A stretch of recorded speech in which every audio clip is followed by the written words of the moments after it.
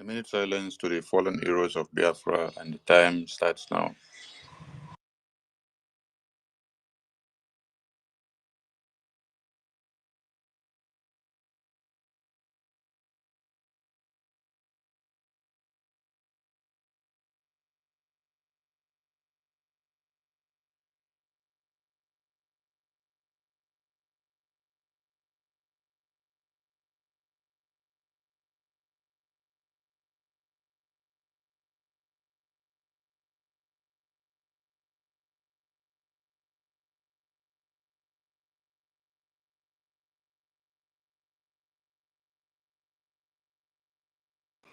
May the souls of the departed heroes rest on, while their spirit continue to embolden the heroes fighting to restore Biafra and to defend Biafra. He say, be the event, please.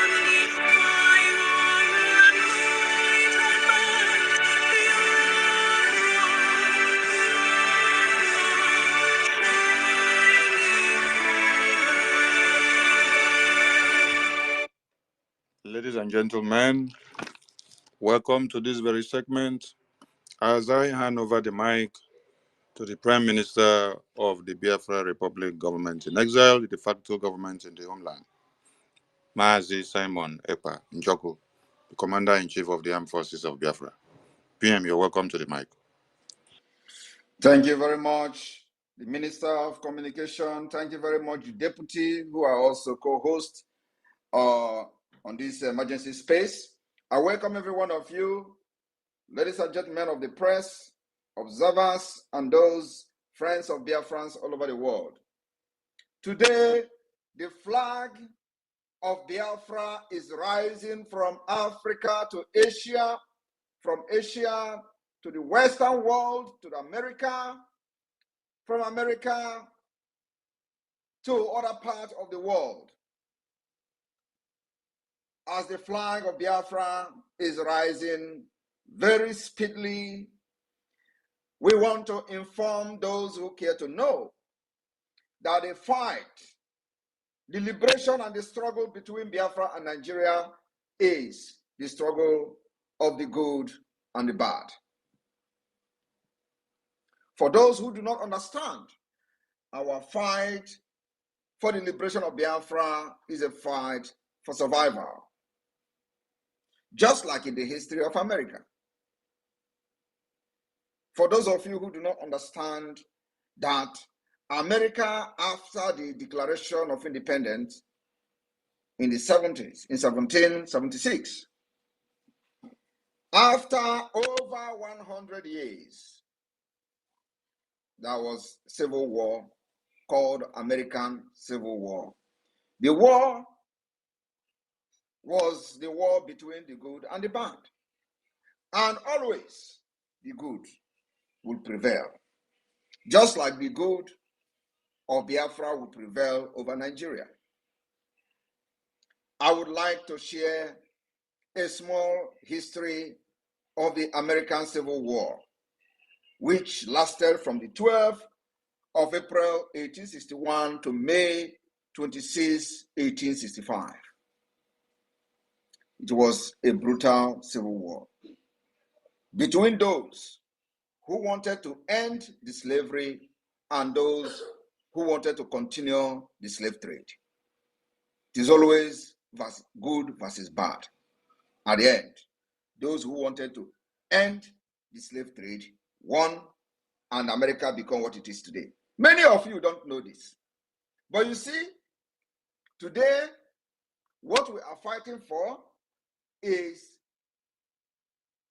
the state of Biafra, which is going to be free of terrorism, against the Nigeria terrorist state, which sponsors terrorism, killing of women and children. That's exactly what we are trying to end by emergence of Biafra. It will end terrorism, end ethnic cleansing, end insecurity, bring stability and peace. So there is no way we are not going to win this war.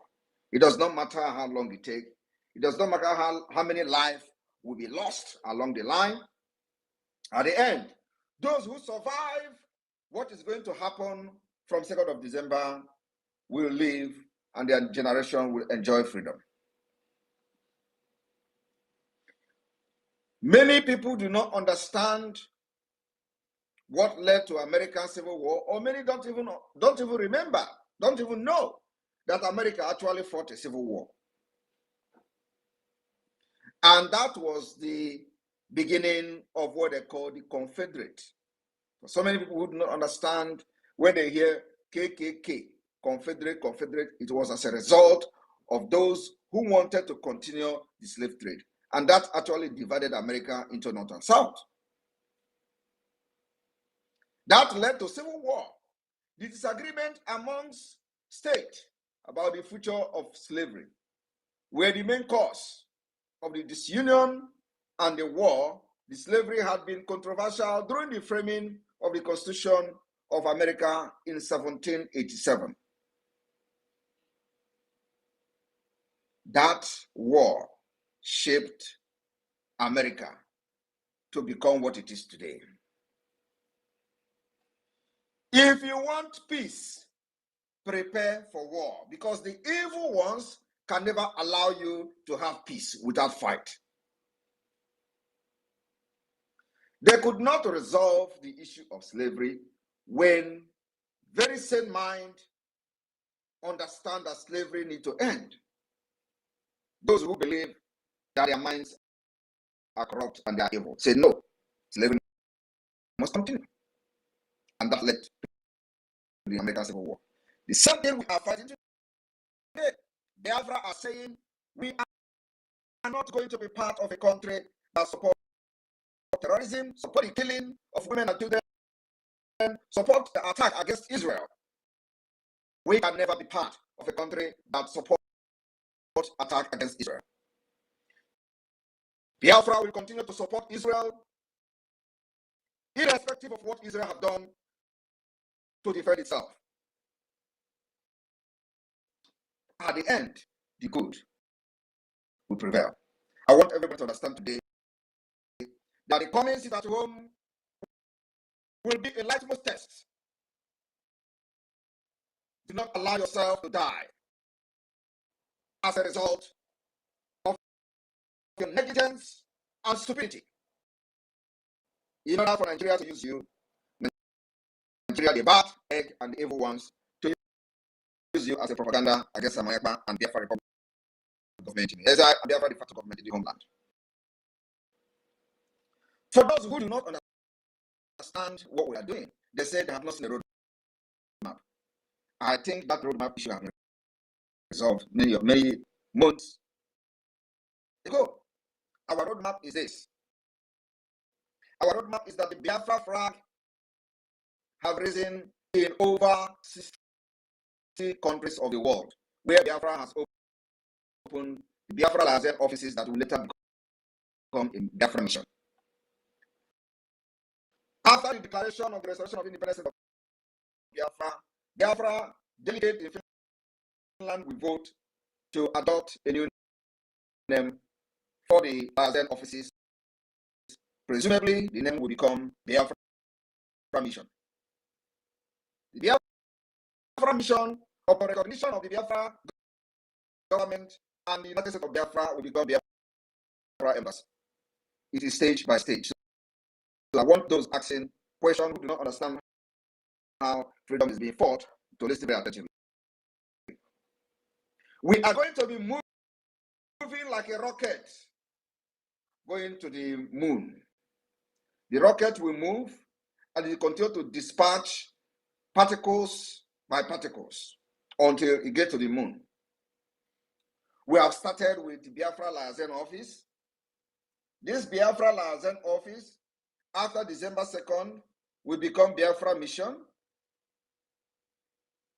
We don't know how many years or how many months it will take for the recognition of Biafra, and thereafter it will become the Biafra embassy.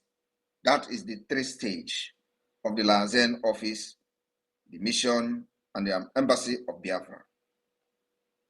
The stage of the government, 1, is the Biafra Republic government in exile, which has demonstrated its capacity to be controlling the Biafra territory from exile. From there, the Biafra Republic government in exile have constituted the Biafra de facto government. The Biafra de facto government has 40 United States of Biafra. In each state, there are 15 counties. In each counties, there is 5 districts, meaning in each state, there are 75 districts. Every district have a head. Every county have the chairman, deputy, secretary, and so on and so forth. The same thing is applicable to the district head, deputy district head, secretary, and so on and so forth. It is a foundation.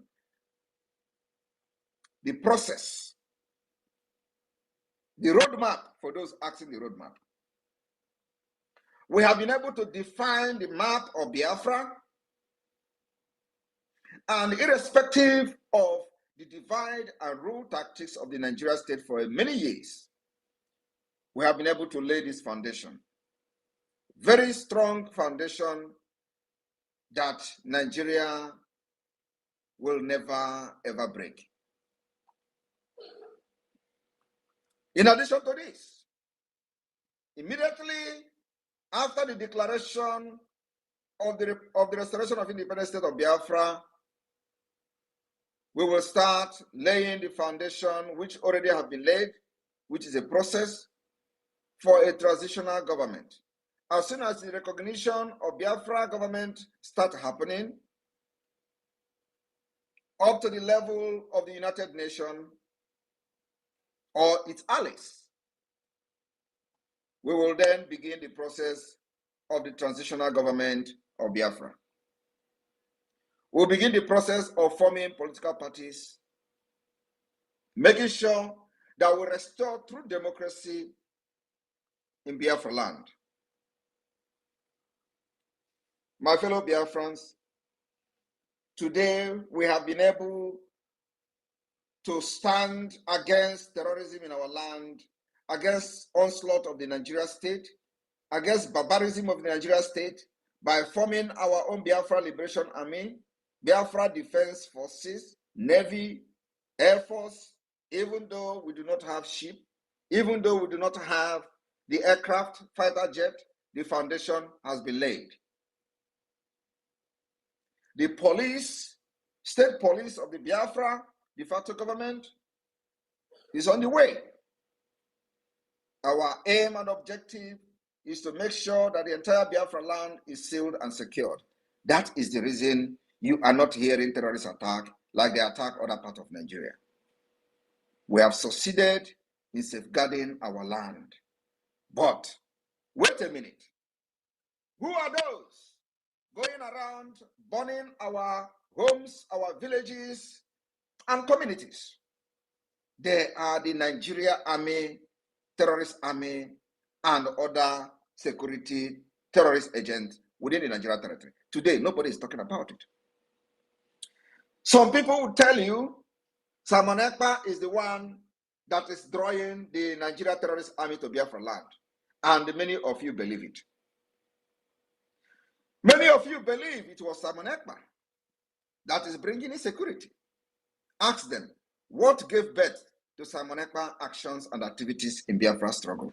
Was it not the insecurity that the Nigeria government has brought to Biafra people? They tell you Simon Ekpa was the one who unveiled Biafra Liberation Army and are drawing the Nigeria army to Biafra land. Ask them, was Simon Ekpa part of the struggle when the Python 1, Python 2, Python 3, and Egweke was dancing and killing our young men and young women? Simon Ekpa was not part of the Biafra then. Then why are they now calling Simon Ekpa as the person bringing the security in the Southeast?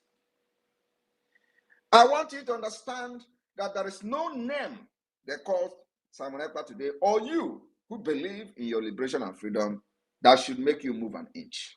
The more they call your name and Simon Ekpa, the more reason you must rise up to support Simon Ekpa and the Biafra government in exile, because it means that there is something we are doing that others have not done in the past.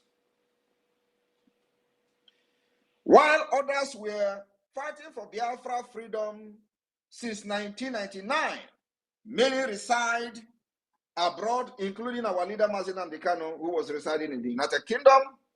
There has never been any time in the history of the struggle that the Nigeria state summoned the ambassador of the United Kingdom in Nigeria. There has never been any time they publicly published that they have summoned the ambassador, written petition to the United Kingdom, calling the United Kingdom to come and arrest him, calling for the repatriation of Mazi Nnamdi Kanu.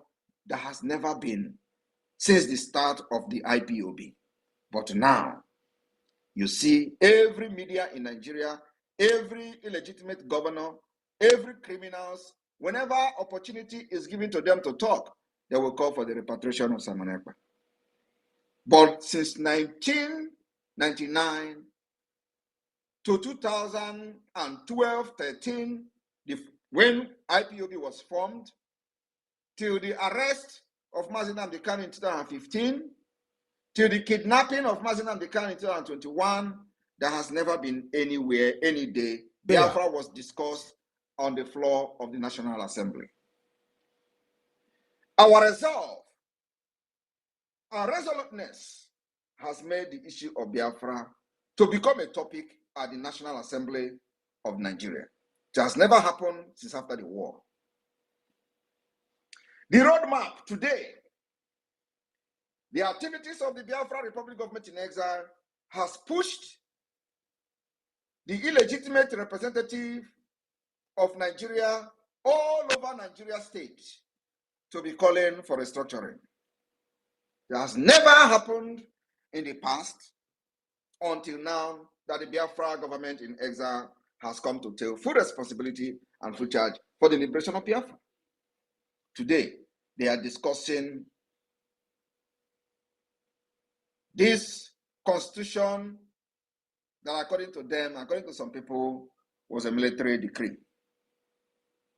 The same restructuring that led to Biafra war, to the death of over 5 million Biafrans. Today they are discussing it. And we have made it very clear. The time for discussion over anything restructuring is over. I had a meeting with one of the most renounced policymaker from the United States. He was offering the possibility of restructuring. I rejected it. I said, The time for possible restructuring is over. What we are looking for now is a complete freedom where our people can exercise their right. We have to bring a true democracy in one country in Africa. Today, there is no African country that is practicing a true democracy. Biafra will be the first country in Africa, and other people will emulate Biafra at the end of the day. So we are not going to overlook the problem and the threat to our life when we talk about restructuring. But what Biafra and myself stand for today is a complete freedom. Of course, after giving my reasons, which is very grounded in our predicament today, he agreed. The road is going to be tough, he said. I said, we are not saying that the road is not going to be tough, but our stand must be made very clear to anybody who cares to listen. Those who want to use Takia that the Fulani have used to kill and invade land and grab and conquer, we can never succumb and fall for it. We are not going to be in any table with anybody discussing restructuring of Nigeria. Nigeria can never restructure. You cannot restructure a faulty foundation. You can't build in a foundation that is broken. You can't build in a foundation where there is no concrete foundation to it.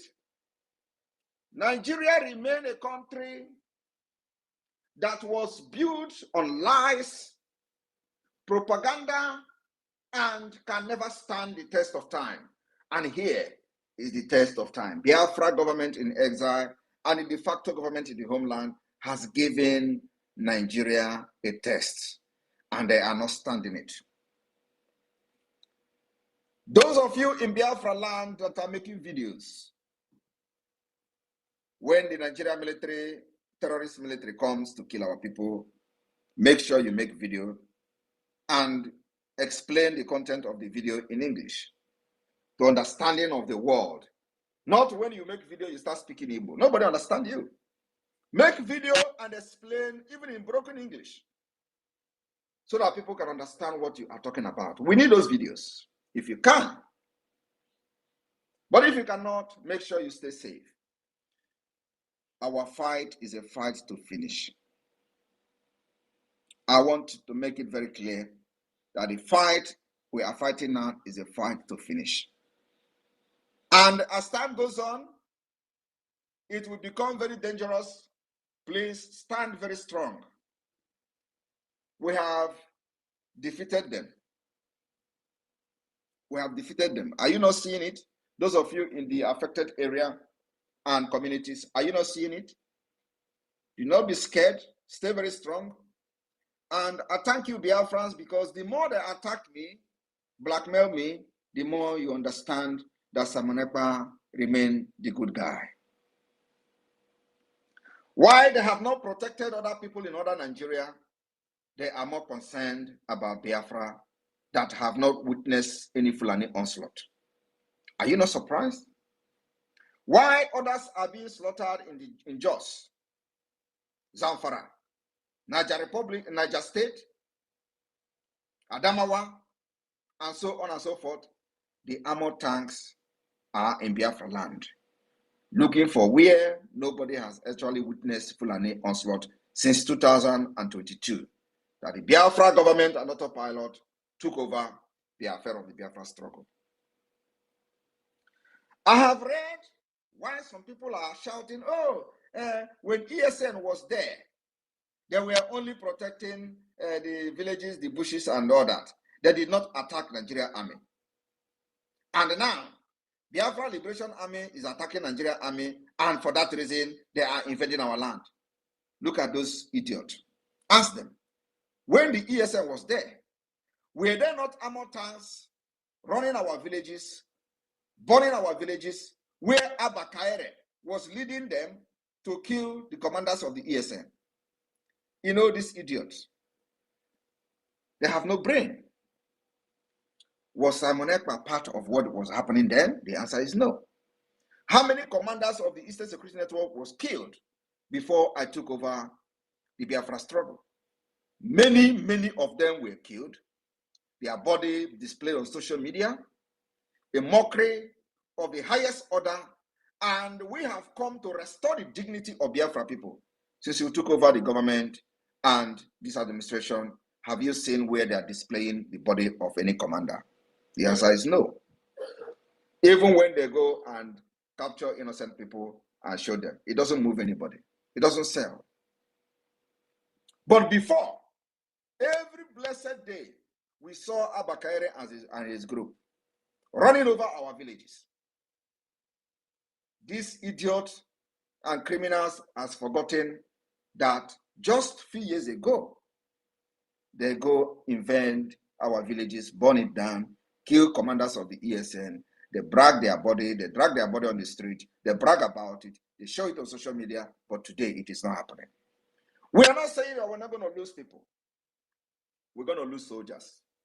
But the fact is that if we lose one, Nigeria is losing 100. If we lose two, Nigeria is losing 150. If we lose three, Nigeria is losing 300. That is what is going on. And it will continue to be like that. You don't fight in a war like this and expect not to lose soldiers. You're going to lose soldiers. Like Mazen Nnamdi Kanu, who understood the fight very well, he said, they will kill us, we will kill them, but at the end, Biafra will come. That's exactly what is going on. But our job as a government is to provide equipment, material, weapons that our army are going to use so they will not die like chicken. But look at, our land is with us. Why they come, they die. I want everybody to understand that the coming sit at home will be like never before. If you think you are going to be used by the Nigeria state to blackmail Biafra, you are joking. They will kill you. We will still move on. Stay in your homes so you will not fall a victim of the Nigeria terrorist state. Stay in your homes so that you will not be used as a tool for propaganda. Stay in your homes so you will live to see Biafra.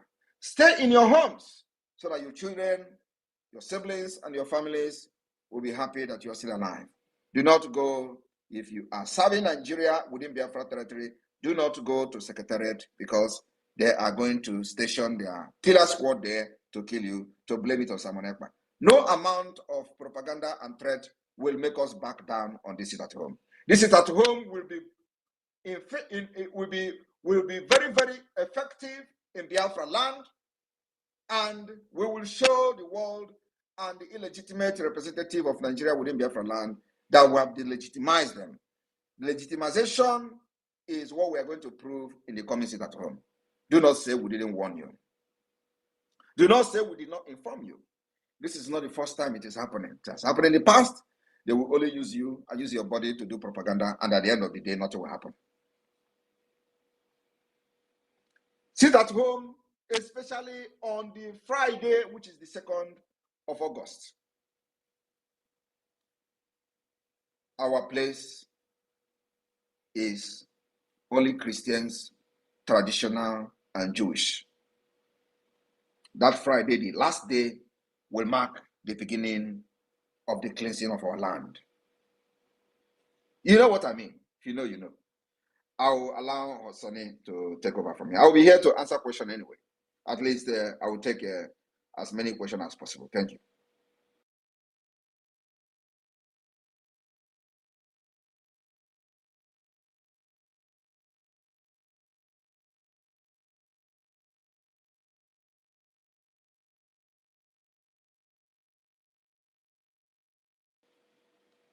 The Minister of Communication, are you there?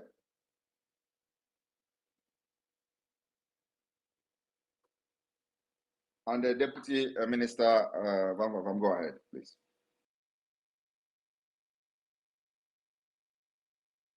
Thank you, PM sir. Thank you for all you have done for us. Thank you for this opportunity to for Biafrans to listen to you address us this very crucial moment. Please, every one of you that are in the space, we are going to be inviting you in. Please quickly raise your hands as We will give you the microphone one after the other. Please ask a very relevant questions so that the PM will be ready to answer your question. Thank you very much as you are coming in. Just please raise up your hands and keep on the stage. Just 60 seconds, please, so that we'll be able to use the time available to the PM to meet so many of us that in the room. Thank you very much. Now the success, you're already in the room, and please, I would like you to speak up if you are available. Yes, good afternoon, everyone. Good afternoon, fellow Biafrans. Our Prime Minister, the Dragon, good afternoon from here. I want to thank you very much for you standing for us at these very difficult times. And your policies, your engagement has really shown the world how naked and stupid Nigeria is. I'm telling you, it has never been this way that Nigeria is just an enclave of cockroaches. There is nothing, nobody is reasonable in that country, not even to their political elites. And they have been covering up with lobbyists from UK, from different places, telling them how giant Nigeria is to Africa. Nigeria is lesser than a dwarf in terms of country achievements. And nobody in the world could explain this to anybody, that Nigeria is just a nonsense. But your actions and your activities, just a little actions and activities, see Dangote crying here and there from media to media. Have you seen Dangote in media since he started his business, monopolistic business in Nigeria? He killed other people's business just for him to rise. And they look at people killing his own business, and he's jumping from media to media, explaining to people what is going on in Nigeria. What goes around comes around. This is just the law of equilibrium. It has come to the point of balancing, and he is complaining, courtesy of our Prime Minister. The legitimization of Nigeria continue until Nigeria is finally disappeared, and from the ashes, Biafra will rise. And I want to thank all our BRGIE ministers and de facto government admins and all officers of the Biafran. Your guys are so much. And the Biafran Liberation Army, our defense forces from the army to the navy to our UFO department, you guys are doing us proud. And the war continued as it is being fought today in Owerri State. Our 3rd battalions of the Biafran Defense Forces, Owerri, is dealing with the animals there, and they continue to fall. For one day, they will just disappear. That's how they used to do. They don't come to fight. They will come to harass innocent people, bomb innocent people's home, but Prime Minister is checkmating them. The story has changed. It's not as it was before. And I want to also remind Prime Minister that it's good you come to space like this or any media space to enumerate how this struggle started. You did not draw the army to Biafra land, but since IPOB started, they first killed us at Onitsha on August 30th, 2015. That was the day the first blood of IPOB was shed in the land of Biafra. 30th of August in 2015. Onyendu was on his way to the United States, and the news came. So they were shot mercilessly, and from that 30th of August, the killing has not ceased. I have not come to the one they killed myself. This is IPOB killing started from 30th of August 2015, and it continued unabated until you came. And your coming has stopped a lot of things. Your coming has exposed a lot of things, and you will remain here because you are the dragon. Your fire, no man can extinguish. You are the dragon. You will continue to give them the flame, consume them until they finally disappear. Thank you, Prime Minister. Thank you. I'm proud of you, our dragon. God bless you. Thank you very much for giving that particular exact date when the killing of IPOB members started. You know, a lot of people have fallen, of course, very few, not even a lot, because Biafrans, if we have over 45 million votes, I don't know who else is against us except those cockroaches in the media. So many of them has forgotten that the killings of IPOB started in 2015, and nobody was held responsible for the first killing, second killing, up to the killing in 2021, before and after Mazi Nnamdi Kanu was kidnapped from Kenya. Ikonso, who was the commander of ESN, was killed like a chicken in his house because of the sabotage of the people who are today calling Simon Ekpa names in IPOB, in a defunct IPOB. And who killed Ikonso? Was it not the same Nigeria terrorist army?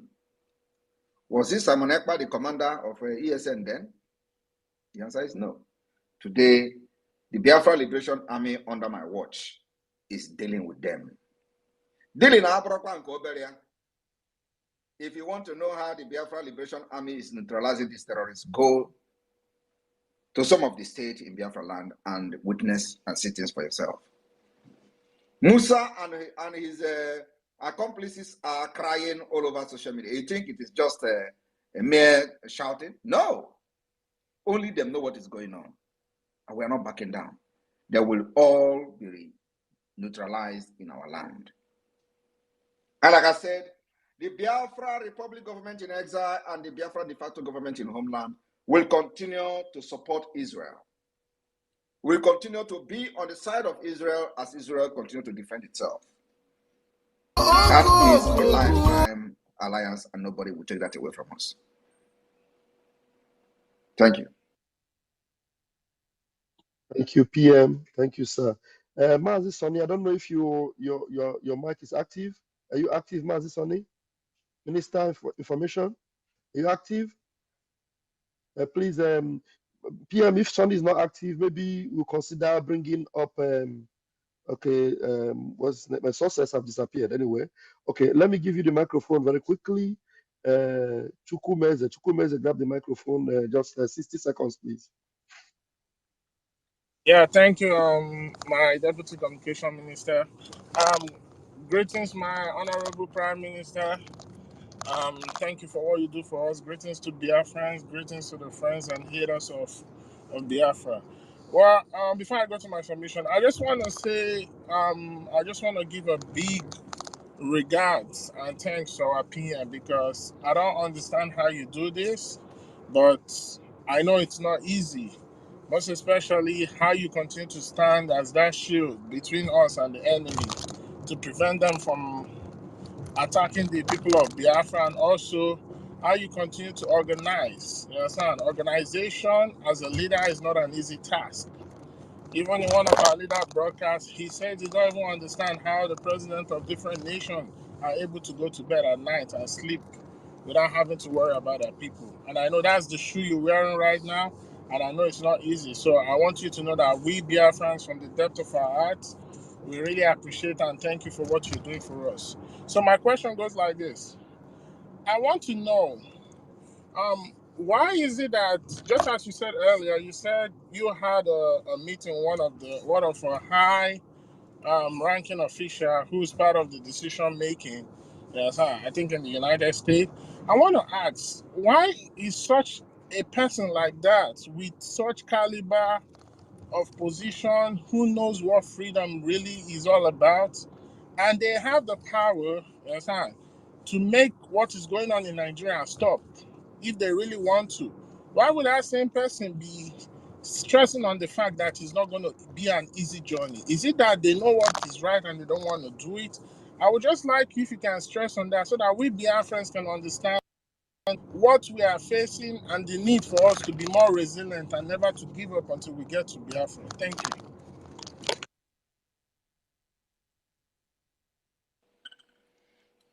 Thank you very much for that question. I think it is all about the political correctness, in politics. They know what is right, they don't want to do it. First, we've made them understand that what we are fighting today is not just about Biafra alone. It's about the future of Europe, the future of America. The terrorists are looking at making Nigeria and Sahel a safe haven. Once that safe haven is gotten, they are going to start launching attack against Europe and against America. Biafra is going to be a stumbling block to make sure that the upsurge of terrorists in the future will be checkmated and possibly quenched. So anybody who is thinking that what we are fighting for today as a Biafra or to get independence of Biafra is just for us alone, the person is making a big mistake. So what we do now is to educate the people in the United States Congress, to let them understand the danger that is ahead, or to let them understand the reason they must support Biafra. It is not for our own good alone. And this issue of they are looking for safe haven is not coming from us. It's coming from the American Intelligence Agency and those who have served in the Sahel region, the American soldiers and all that. One of the generals has said that they have seen that only in this region that the terrorists were able to work together. And what they are looking for is to get a safe haven, tap on the natural resources, begin to launch attack against America. It is this particular video are there in the public. So we are fighting to make sure that America understand that it is going to have only good alliance in Africa. The only alliance that America is going to have that is not infiltrated by terrorists or Islamic fundamentalism, that country is only Biafra and Amazonia. That is the education, the awareness we are creating at the Congress at this moment. We want to let them understand that every alliance of America in Africa has been infiltrated by terrorists and those who are pro-Islamic fundamentalism. And they should understand it is time for America to make a different decision like they have done like they never done in the past. We've seen the interference and support of America in Libya. It failed because the rebel that was supported in Libya to kill Gaddafi, they are all Islamic fundamentalism. They are terrorists. We have seen American interference in Syria. What happened? They created the ISIS that is today has become a menace in the world. We have seen American interference in Iraq. We have seen American interference in Afghanistan that gave birth to Taliban. So America has never supported any country that has 90% Christians and have the same ideology, the same mentality, the same civilization, and embrace the Western lifestyle. Only Biafra. And we are saying to them, it is time you do a different thing. And that different thing is support Biafra to have a true allies in Africa. That can make it possible to make sure you stand against the upsurge of terrorists from Sahel. And the only possibility for America to make this impact is through this neutral state, emerging state in Africa, Amazonia and Biafra. And because we have alliance with Amazonia, so whenever we are creating this awareness, I have to let them understand the importance of our alliance and why we are in alliance with Amazonia. So even when Amazonia is not there, we speak for them. That is the essence of alliance. So my brother, it is all about political correctness, but now we are taking the crusade to the decision makers, and that's exactly what we are doing by having a meeting with them to lecture them and make them understand what is going on and think differently to make a different decision. And everything I've said here about supporting those in Libya, those in Syria, those in Iraq, Afghanistan, they are all fact. It is not, I'm not making it up. So we have not seen America supporting any Christian rebel anywhere in the world.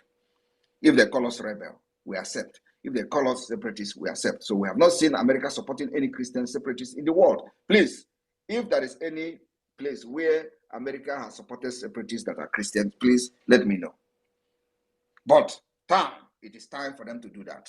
So they will have a true alliance in Africa, where we can stay and quench all the upsurge of terrorists from Africa, from Sahel and beyond. Biafra is capable of doing that. Thank you. Thank you. Please, can I ask just one more question, please? Go ahead. I know in Biafra we don't have no permanent friend and no permanent enemy. All we have is the interest of Biafra. You can choose not to answer, but I want to know, despite the change in the Democrat candidate for their presidency, and I know that sometime last year during the campaign committee of Donald Trump, he recognized you as the Prime Minister of the Biafra Republic government in exile. So do we continue to stand on that part of supporting Donald Trump? Because to me, it seems like he's the one that will do something right. Our arms are wide open. We are going to work with anybody who emerges as the American president who wishes to support Biafra.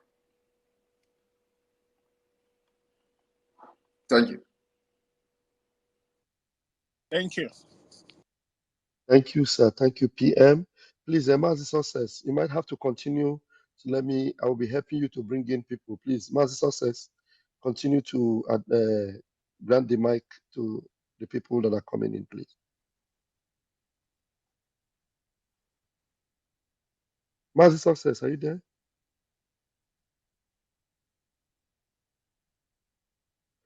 I don't know if Mazi Success heard me.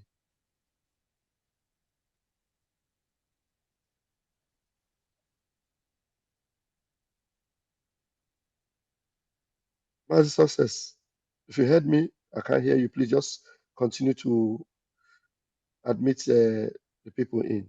Thank you.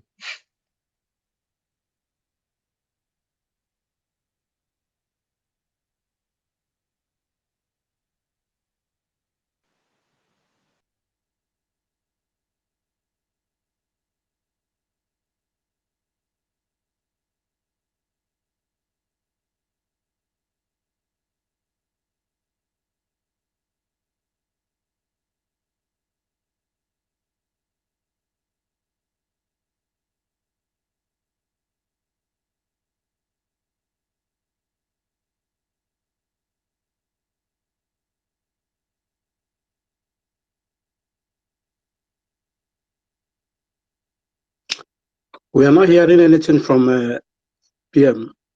Can anyone have heard my voice? Yes, go ahead. Okay, thank you so much, PM. Who can hear the Deputy Minister again? Okay, I can hear you. Success fell off. The network didn't allow him. Okay, go ahead. Okay. Thank you so much, PM. You are doing absolutely wonderful. We see the zoo when they are coming, but we don't see them when they are going. You know, that shows that our men on ground, they are doing wonderful. PM, my question to you this afternoon is, like these moronic governors, a few of them that call themselves demagogue, is it not a high time for we to take them to Hague, Biafran Republic government in exile, to take them to Hague?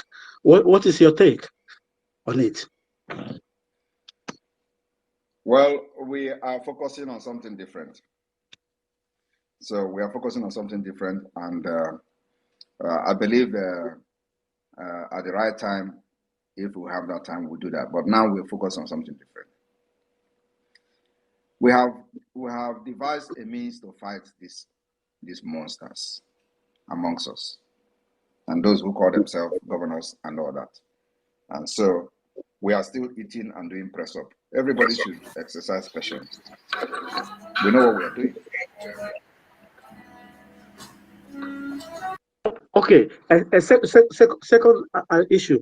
The warning you give to Zoo 2 days ago, in that warning, is a little bit partially like you shielded P2B that on behalf of Biafra. I did not shield P2B. P2B within us is our enemy. But we can't allow our Nigeria enemy, the criminals and the terrorists in Nigeria, to keep P2B for us. No. Even though we hate P2B, and P2B never supported Biafra till today, does not mean that a madman should be outcasted. There is a saying in Igbo language that goes like this: Igbo nyara, imano mwanne. And when P2B is being attacked, don't misconstrue it. It's not P2B that they're attacking. They are attacking Biafra people. Because even as P2B did not believe in Biafra, they will never believe that P2B don't believe in Biafra. So when they are saying P2B, they are attacking you. They are attacking those who have nothing to do with P2B, and they are just Biafra. Take example of what happened during the election.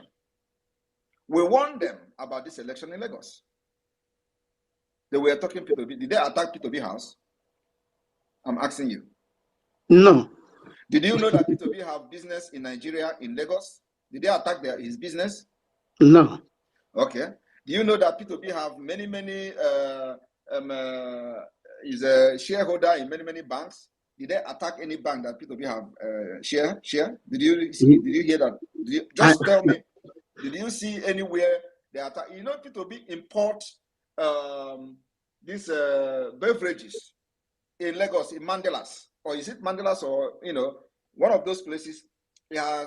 His container is coming every time in Lagos. Did you hear that P2B's business was attacked? Absolutely not. So what are you talking? But yet, it was P2B. They're using the name and attack Biafra. So what we are trying to let them know is that we understand their antics. So any attack on P2B is an attack on Biafra. You can't separate this, no matter how bad it sounds. So it is time we let them understand that we know what they are doing. And so we want to make them very clear that this particular protest that Nigerians, gullible Nigerians are organizing, if any Biafra is killed, we will hunt them. Those who engineer that killing will be hunted. I am telling you the fact. Like I said, we are going to weaponize every protester who cares to carry arms to defend themselves, if that happens. So when you see them shouting P2B, my brother, it is not P2B. P2B is one of them. We hate P2B, but we can never allow them to keep P2B for us. When we go inside our house, we will handle P2B the way we want. But for now, we can never allow Nigeria to keep P2B. They want to use P2B to mock us. They want to use P2B to show us how superior they are. They can kill a Biafran and nobody will talk about it. We can never allow them to keep P2B. And any day, P2B is arrested. Believe me, if they try and arrest P2B after this protest, Biafra will take it up from there. Because that arrest is not about P2B, it's about Biafra. Because they believe that P2B is a Biafran, even when he has denounced and denied everything about Biafra. They continue to believe that P2B. That's why when they start killing people in the north, they don't know who believe in Biafra, who don't believe in Biafra. That's why when they come to southeast in Biafra land, they start burning houses. They don't ask who is a Biafra, who is not a Biafra. Even those who are still hiding and have not come publicly to believe in what we're doing, they burn their house. And after that, they will come fully to support Biafra. That's what is going on. So when they see you, they don't say whether you are Biafra. They know that inside you are Biafra. Inside blood, you are Biafra. And if Biafra comes today, become an independent state, you think P2B is going to be accosted? You think P2B is going to say, okay, I can never be part of them. I don't want to. No. It is because some of them are in a very tight corner. They have soiled their hands in blood. They have killed in order to maintain one Nigeria. And today, they are in a very tight corner. They don't know what to do. But just watch out and see. Once Biafra has been declared and restored, it does not matter how long it takes us to restore Biafra. All of them will begin to beg for forgiveness. And we are going to treat them the way we know that the Biafra law will be allowed them to treat. So Biafra law will take its course, not us. Thank you. I'm highly delighted. Thank you. Thank you, Benchus. And I was calling on you then, maybe you're not hearing me. Thank you very much. David, Thank you so much. Thank you so much, sir. Thank you so much, our Deputy Minister of Information and our ADC to our Prime Minister. I thank you so much, our Minister, Prime Minister of Biafra, Mazi Simon Ekpa Njoko. Thank you for coming. Sir, I have like 4 questions, but let me take it out from one after the other. One question I want to ask you, sir, just in your opening statement, we have had series of sit-at-homes, even on Fridays, but in your opening statement, you said that this sit at home will be so exceptional. I mean, the 4-day sit at home that is upcoming. A lot of Biafrans just joined on this space, and I want to ask you, sir, what is the exceptionality of this particular sit at home that you have been stressing? I even stressed on your opening submission for Biafran to understand why they must sit at home on 29th, 30th, 31st, and 2nd of August. Why? It is because, one, we are demanding the release of Mazi Nnamdi Kanu. It is not enough that they allow doctors to go there and see him. He's not to be treated in DSS dungeon. That is number one. Number two is that we want to also use this sit at home to show the delegitimization of Nigeria within Biafra territory. Also, to show to the world and how Biafra is prepared, that for over 45 million votes that we have recorded today in the second phase of the Biafra self-referendum, it shows that this particular sit at home, the awareness is something else. Third, because we have a very good intel that some of the governors has planned to mass murder the workers and blame it on myself. So we are calling on these people. It has happened before. It has happened in Enugu today. Where are them? Those people that were killed in Enugu, what happened to them? Nothing. Nigeria government killed them and wanted to use it to blackmail me, thinking that with that, I'm going to run away from social media. Oh, sit at home, you order, and they kill people. We continue to warn them. So now we have a very, very good intel that they plan to mass murder people, in Imo State Secretariat, in Enugu State Secretariat, and in Abia State Secretariat. And they have planned that the people will be moved in the government buses, and then they will come there and shoot them. And then they will say, oh, it is Simon Ekpa enforcing it.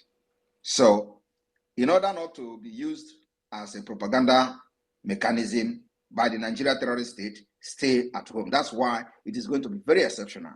And then also, remember, as we continue to show that Biafra land will completely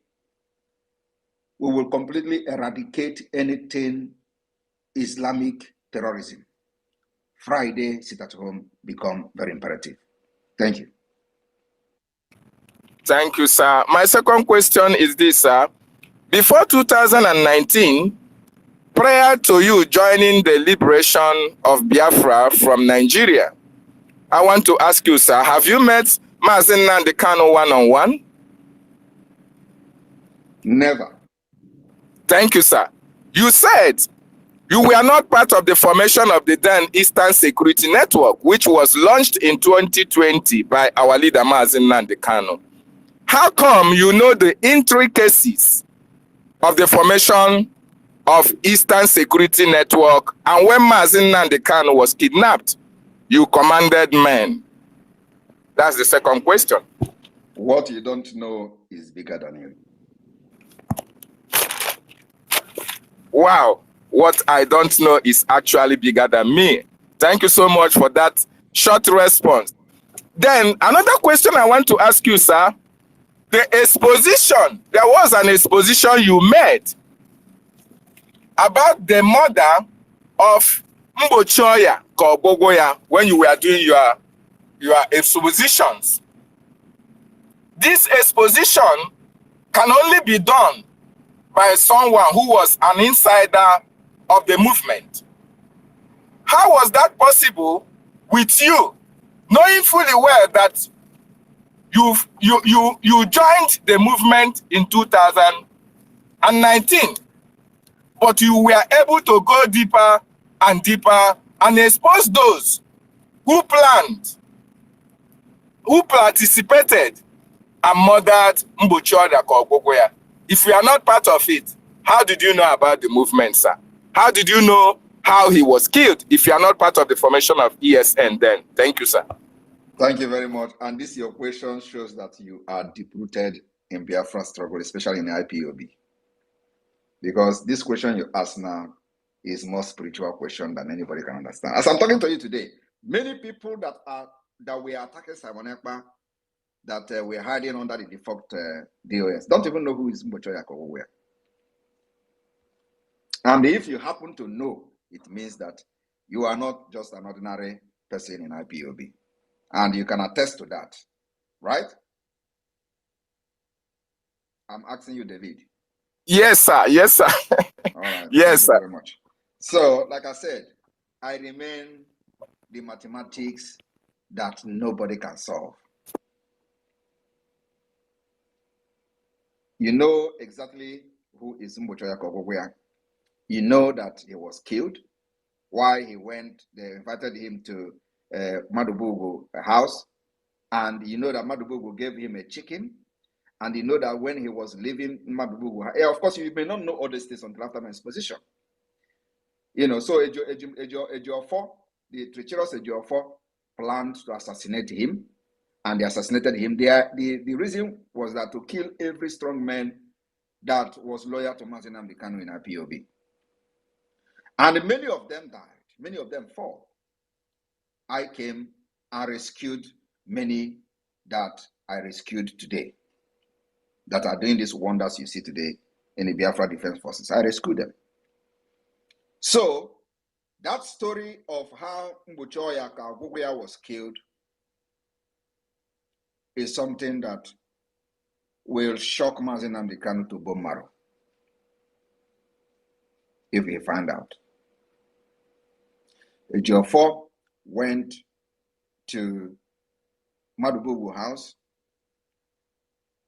inviting this man for no reason, only just to kill him. After the meeting, Madubugu gave him chicken. And when they came out, there are some ESN commander with him. Madubugu would tell him to follow the right or the left, while Ejiofor followed the other way. That place where they asked Mbochoya to follow was where the armor tank was waiting for them. And immediately they sighted them, they crushed them. If you look at the picture that I posted some time ago, you will see even the chicken on the floor. They killed Mbochoya Kogowea. And I made that exposition because I remain a mystery and a mathematics they can never solve. And anybody who is deep-rooted in Biafra and watch the exposition I made on Mbochoya Kogowea and still supporting them that time means that you have a problem. So my answer to your question, after I have highlighted that exposition I made, which means, the way I said it now, you know it is in my brain, is that Yes. yes, so it means that I remain a mystery. And that mystery I will remain until Biafra is declared and defended. Thank you. Thank you, sir. My last question. Thank you. And then also remember David. Go ahead. So go ahead, success. PM, go ahead, PM. And then also, and then also remember that I did not know Mazi Nnamdi Kanu. I've never met him anywhere. The formation of ESN and all that. Remember that I am a dragon by nickname. And in my house, I have had swords that is inscripted, dragon inscripted on it. I've had sword that is a dragon sword, and Eastern Security Network flag was a dragon flag. It was a coincidence. Also, remember that Eastern Security Network name was ESN.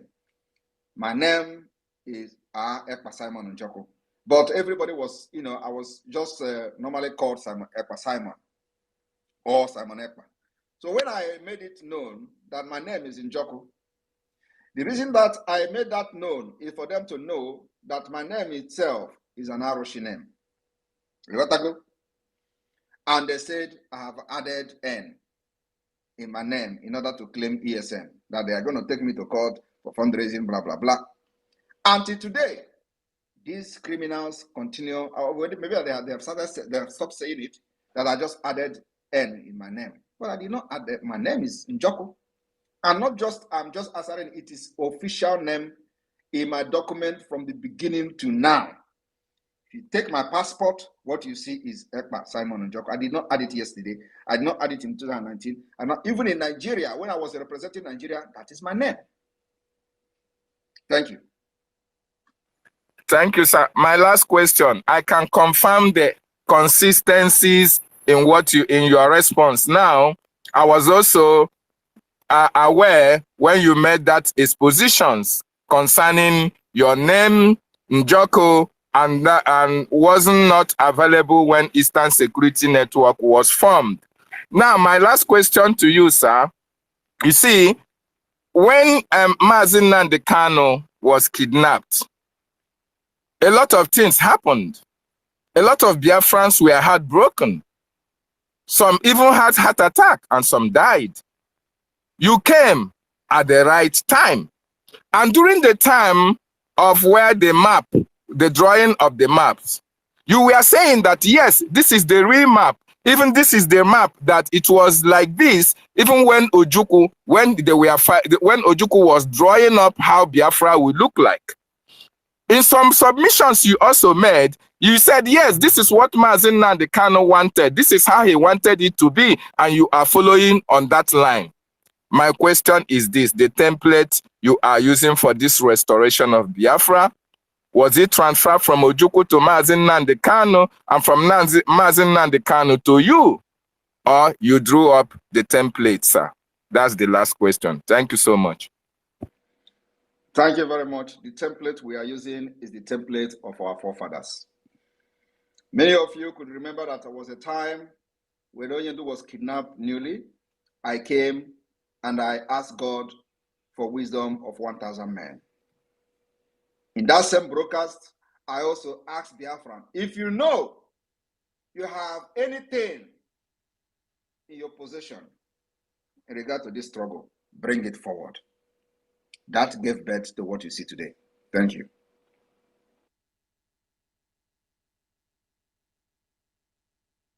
Thank you, PM. Thank you, PM. I also want to affirm that you gave me a cut and a little bit of share of that 1,000 men wisdom, and I'm grateful, sir.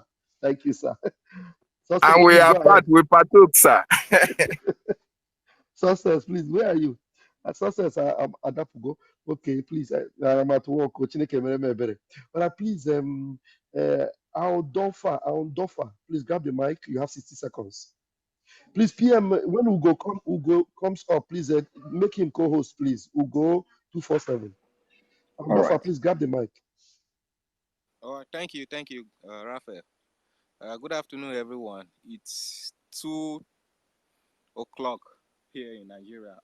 Thank you, Prime Minister Simon Ekpa. Thank you once again. I have a few questions for you, and I will make it very fast. I'm from Benue State, particularly a Tivma. So I want to ask you if, we have been battling with terrorists for quite a long time, not even 20 years. That has been affecting us for quite a long time now. And at the first instance, the Northerners made our people believe that the Biafrans were our enemies. And I can confirm that the first gunshot that was first shot at Biafrans came from Benue State, down to Calabar. That was where the war started. So, now I believe our people have realized how painful it is to support evil, and the evil has already haunted us for quite a long time. So I want to ask you if you are going to include us in your nation, and how you are going to include us. That is my first question. Thank you. You want to join Biafra? My PM, there are so many Nicodemoses, so please don't be surprised. Nicodemoses are coming, and they're coming by the night to ask Jesus. Tevon, you want to join Biafra? Yeah, of course. Well, what I have done for you people, what we are doing now, is to raise an army to defend your land. And at the end of the day, when we get to that bridge of looking for alliances, we can stretch our arms to the Middle Belt. So if I see how serious the Middle Belters are, for now we have actually invested on the security of the Middle Belt. But those who are handling that issue of security have not earned my trust completely. So they still have Nigeria mentality in them.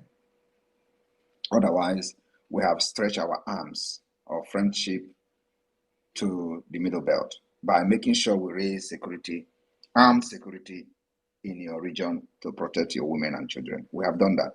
Even as a government in exile, struggling, we have invested in your region to see, because when we push the terrorists out of your land, we become more secure too. And that's why it is important that the Middle Belt should rise up so we can fight this thing together. It is no longer the time you join Nigeria to kill us. You should rise up now that Biafra are burning like flame. It's going to be an advantage to you people. You can never ever succeed in Nigeria and become anything under Nigeria enslavement and Nigeria setup. The best thing for you as a Middle Beltan is to form your own state. We can even have, extend and stretch our confederating state up to the Middle Belt. We are more comfortable with that. But for now, what we try to do is to make sure we help people with the security so that these people that are coming to kill you, we at least see some resistance. So far, so good. The people in charge have not held my trust 100%. So, but we'll continue to push irrespective of that. So the most important thing is not about joining Biafra, but about making sure you raise army and stand up against the people that are coming to kill your people. That is the most important thing. We start from there. And when we see, and let me tell you, I said we the Biafra government have invested money in your region, because it is also, just like I'm explaining in the beginning about what the Nigeria terrorist is planning to do to America and Europe. So we are also fighting a proxy war, trying to defend your land, because when we do that, we're also defending ourselves. Pushing them away and very far from our border is by, building a very strong resistance in your region. So I think if anybody from Middle Belt is hearing me, this is the time we should rise up. First of all, to build a very strong resistance fighters to defend your land, defend your women and children, so you will not be killed the way you're getting killed now. Look at for how many years they have massacred your people, massacred your region, and nobody is talking. Nobody is doing anything. But when one person rise up now in Middle Belt, they will carry the person picture and be running up and down. He's killing Nigeria soldier, because Nigeria soldier is collaborating with these criminals and these terrorists to kill your people. You have never seen Nigeria soldiers coming to repel the killers. Rather, they join them, give them cover, and give them shelter. So when anybody rise up from your region now, they will be carrying the person up and down. Oh, look, he has come. Like, they killed Ghana. Ghana was killed by the Nigerian army. If Ghana is alive today, no matter what he is doing or what he has done, if Ghana happened to be alive today, believe me, we would have joined forces with Ghana to deal with the terrorists that are coming to kill your people. But they killed Ghana under the watch of the governor Otom. They deceived him, carried him in the, Otom gave him all assurance that, he'll be giving state pardon, blah, blah, blah. They carried him in the car and killed him on the way. Nothing happened till today. Ghana is gone. So what I'm trying to say is that we have invested money in the people of Middle Belt trying to build security, but the Nigerian mentality is very much inside them.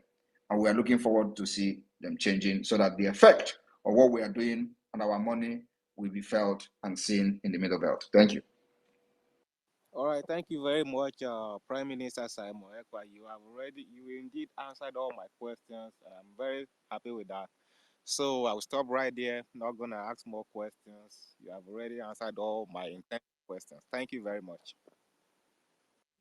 You're welcome, Seva. You're welcome. Thank you. Please, Warrior Sister, get ready to come up now immediately. My PM, please, sir. Could you please help co-host Ugo 247, sir? Thank you, sir. Warrior Sister, please take the microphone. Thank you very much. Oh, Bato Bie! Oh, Dogu. Indeed, you are the Libertan. You are the Agbaragburu. We love you. Thank you very much. Urobo Soko love you. We adore you, sir. My question is this. It's regarding Oduduwa. Because I remember Koiki came up some time ago to talk about how you people were making meeting with Igbo. So I went to his space, to his one of his space, and I asked him this question about Igboho, that what is he doing regarding our leader, if he's coming out to talk, because since they released him, we've not heard from him properly. So I asked him, and he said Igboho is listening and he will answer us. Immediately, sir, Igboho rang in and said to us that he's going to speak more on our PM. My question is this: if the Oduduwas then agree to work with you, sir, to fight with you, to take them like alliance, like you are doing with the Middle Belt, will you welcome them? Because you know there are some saboteurs in this Oduduwa nation. So I'm asking you now, is it possible to stretch your hand of friendship to those that are willing to work with you, sir? Thank you, and God bless you, sir. We are ready to work with serious people. So anybody that is serious, our arms are open to work with them. Thank you.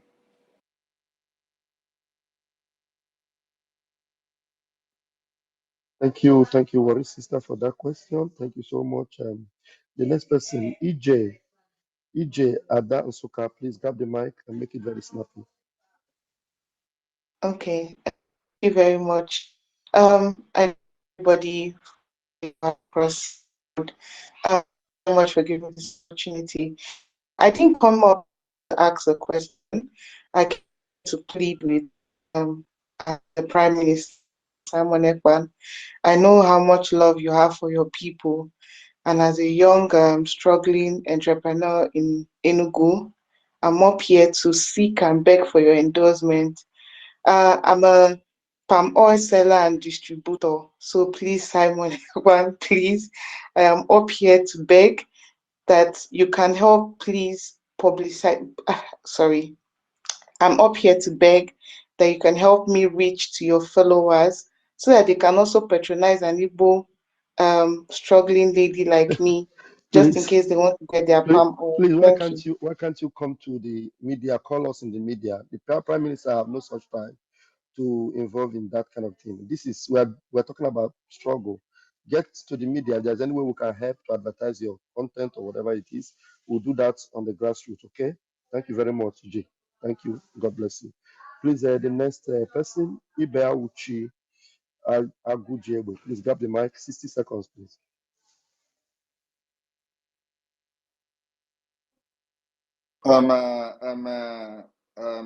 Please, just to encourage that our sister, send me your if you have any leaflet or something about your oil business or your palm oil business, send it to Vam, and I will help you to tweet it. It's the spirit Wow. of Biafra. Thank you. Wow. Thank you, PM. Thank you.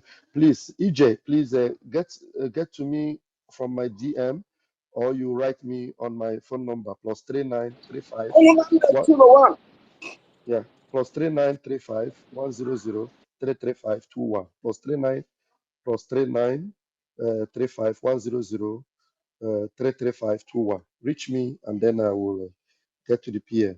You are blessed to be here today. Okay, Agujebe, please go ahead, please. Do not waste time. Agujebe is not ready. Please, Ibea Uchi. Okay, Abubueje, you are the one I gave the mic. You're not ready. All right. Rage and Fury, please grab the mic. 60 seconds, please.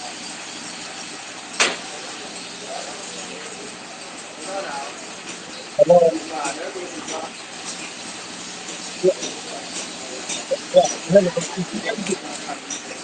A good day, but there's so much noise in your area. Yeah, there is noise. I don't know. It's not from my location. Is it from there? Please,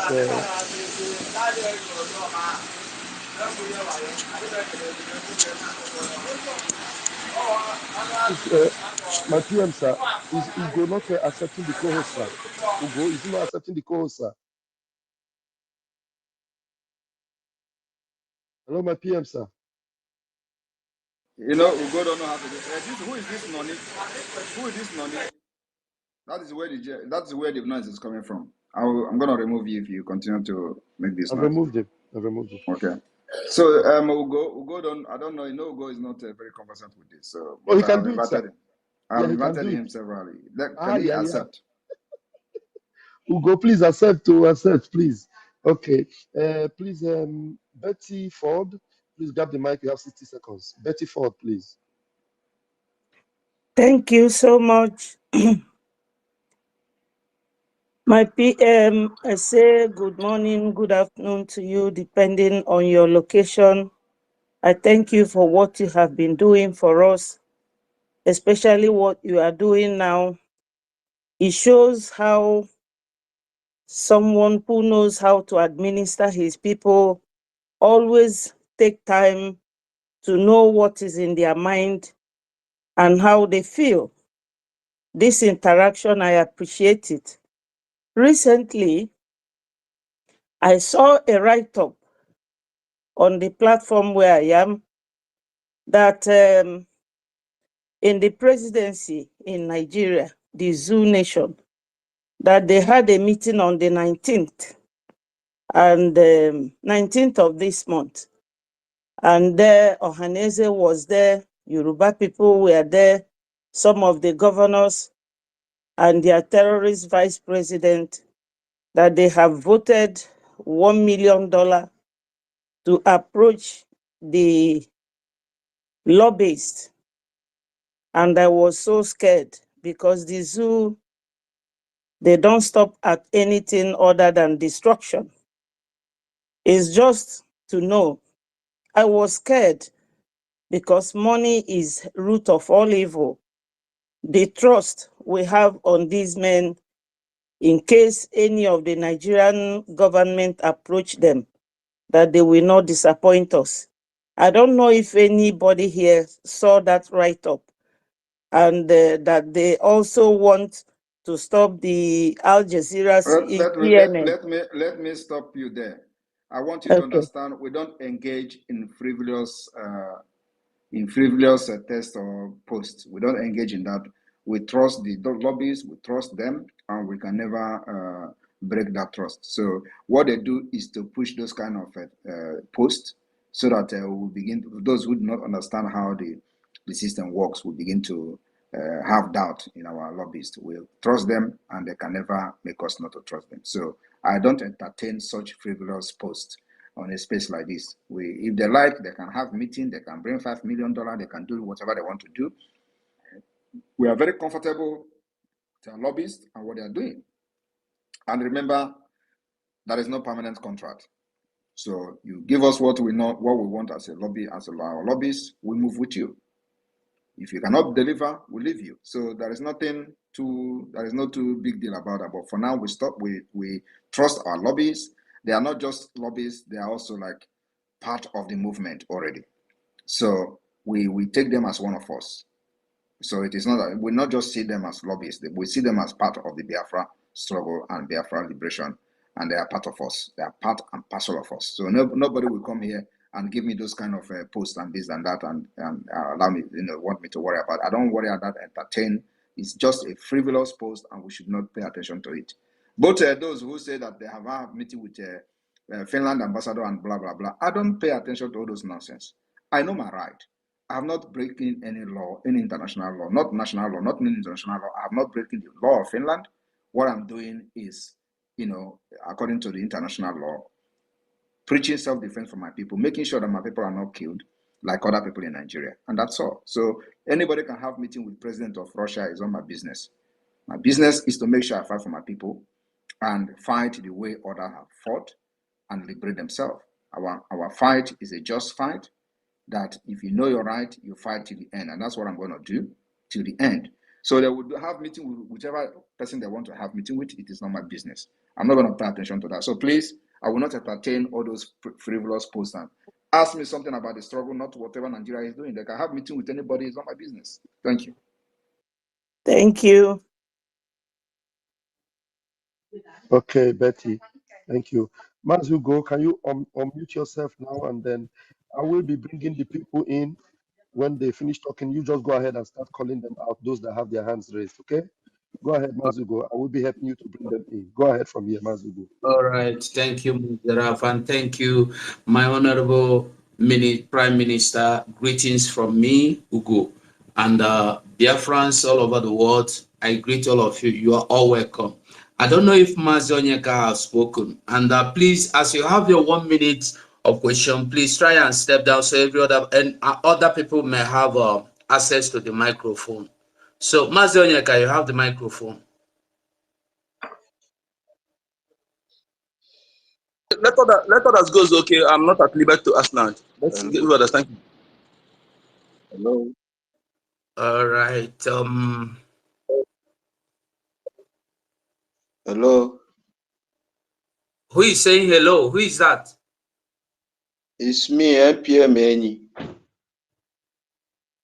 You should have waited for you to be called up. Okay, you have the mic. Just 1 minute. Go on. Okay, good afternoon, my PM.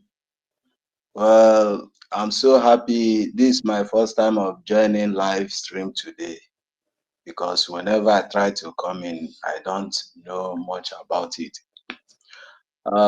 I just want to use this opportunity to thank my PM for his good work.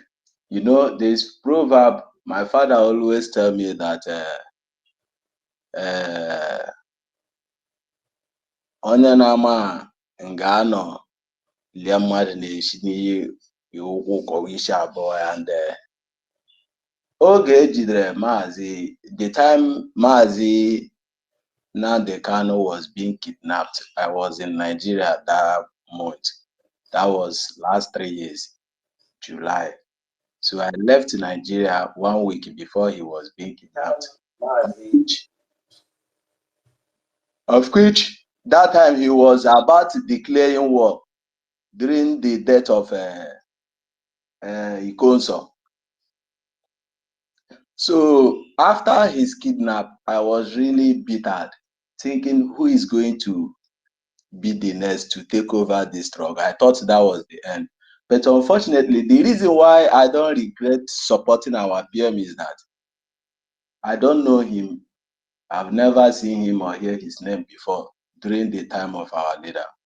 But for our leader to open his mouth at that minute to say, follow this man, there's something behind it. So whosoever that is fighting against him and supporting our leader, Maazị Nnamdi Kanu, that means that person is not a truly Biafran, because you can't love the father and hate the son. So my PM, I always thank you in whatever thing you are doing. May God continue to bless you. And I will keep on supporting anywhere, anyhow, any means I can. Thank you, my fellow Biafrans. Ndewo MPM. Ndewo, thank you so much. Okay, Mazi Fine, if you can hear me, unmute yourself. Just 1 minute. Ask your question. Okay, thank you, Mazi. Thank you, my PM. Good afternoon. PM, I just have one question to ask you. I'm currently in the homeland, so I just have one question to ask, and the question is this. We all have heard and we know that Biafra will be redeclared on the 2nd day of December 2024, which is this year. So PM, I would like you to give us a kind of printing in our brain so that we will understand what this Biafra is going to look like in the next 5 years. For example, somebody just unmuted. Okay, we already know that Biafra is coming on the 2nd day of December 2024. So what picture are you giving us in our brain. Like we want to envision what Biafra is going to look like in the next 3 to 5 years time. Are we going to see a Biafra where we will build these dreams of ours that we've been living in, we've been planning to live in? This is the question I have for you, my PM. Thank you. Thank you very much. As a matter of fact, the Biafra of our dream, we have already begun. We have started building the structure, the foundation of the dream Biafra we are talking about. For example, the Biafra Republic Government in Exile have unveiled a lot of those dreams, starting from the database system, which Nigeria never had, to a well-secured national identity card, which Nigeria never had, like a verified the national identity card with facial verification. Nigeria never had that. We are also starting in this Biafra Republic Government in Exile before December. We'll be having not just the national identity card, but also social security number. Nigeria never had it. So remember that our plan is to make sure that as Biafra is becoming an independent state, we eliminate everything fraud.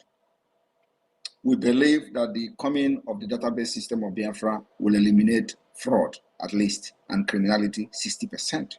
Nigeria never done that. So we actually have started the Biafra of the dream.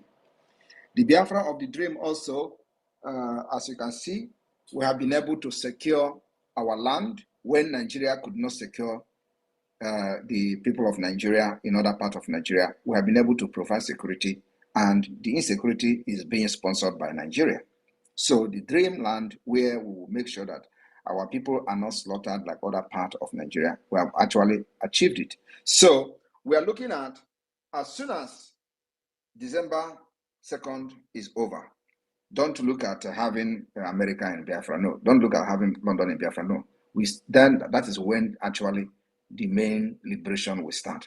And we do not know how long it is going to last.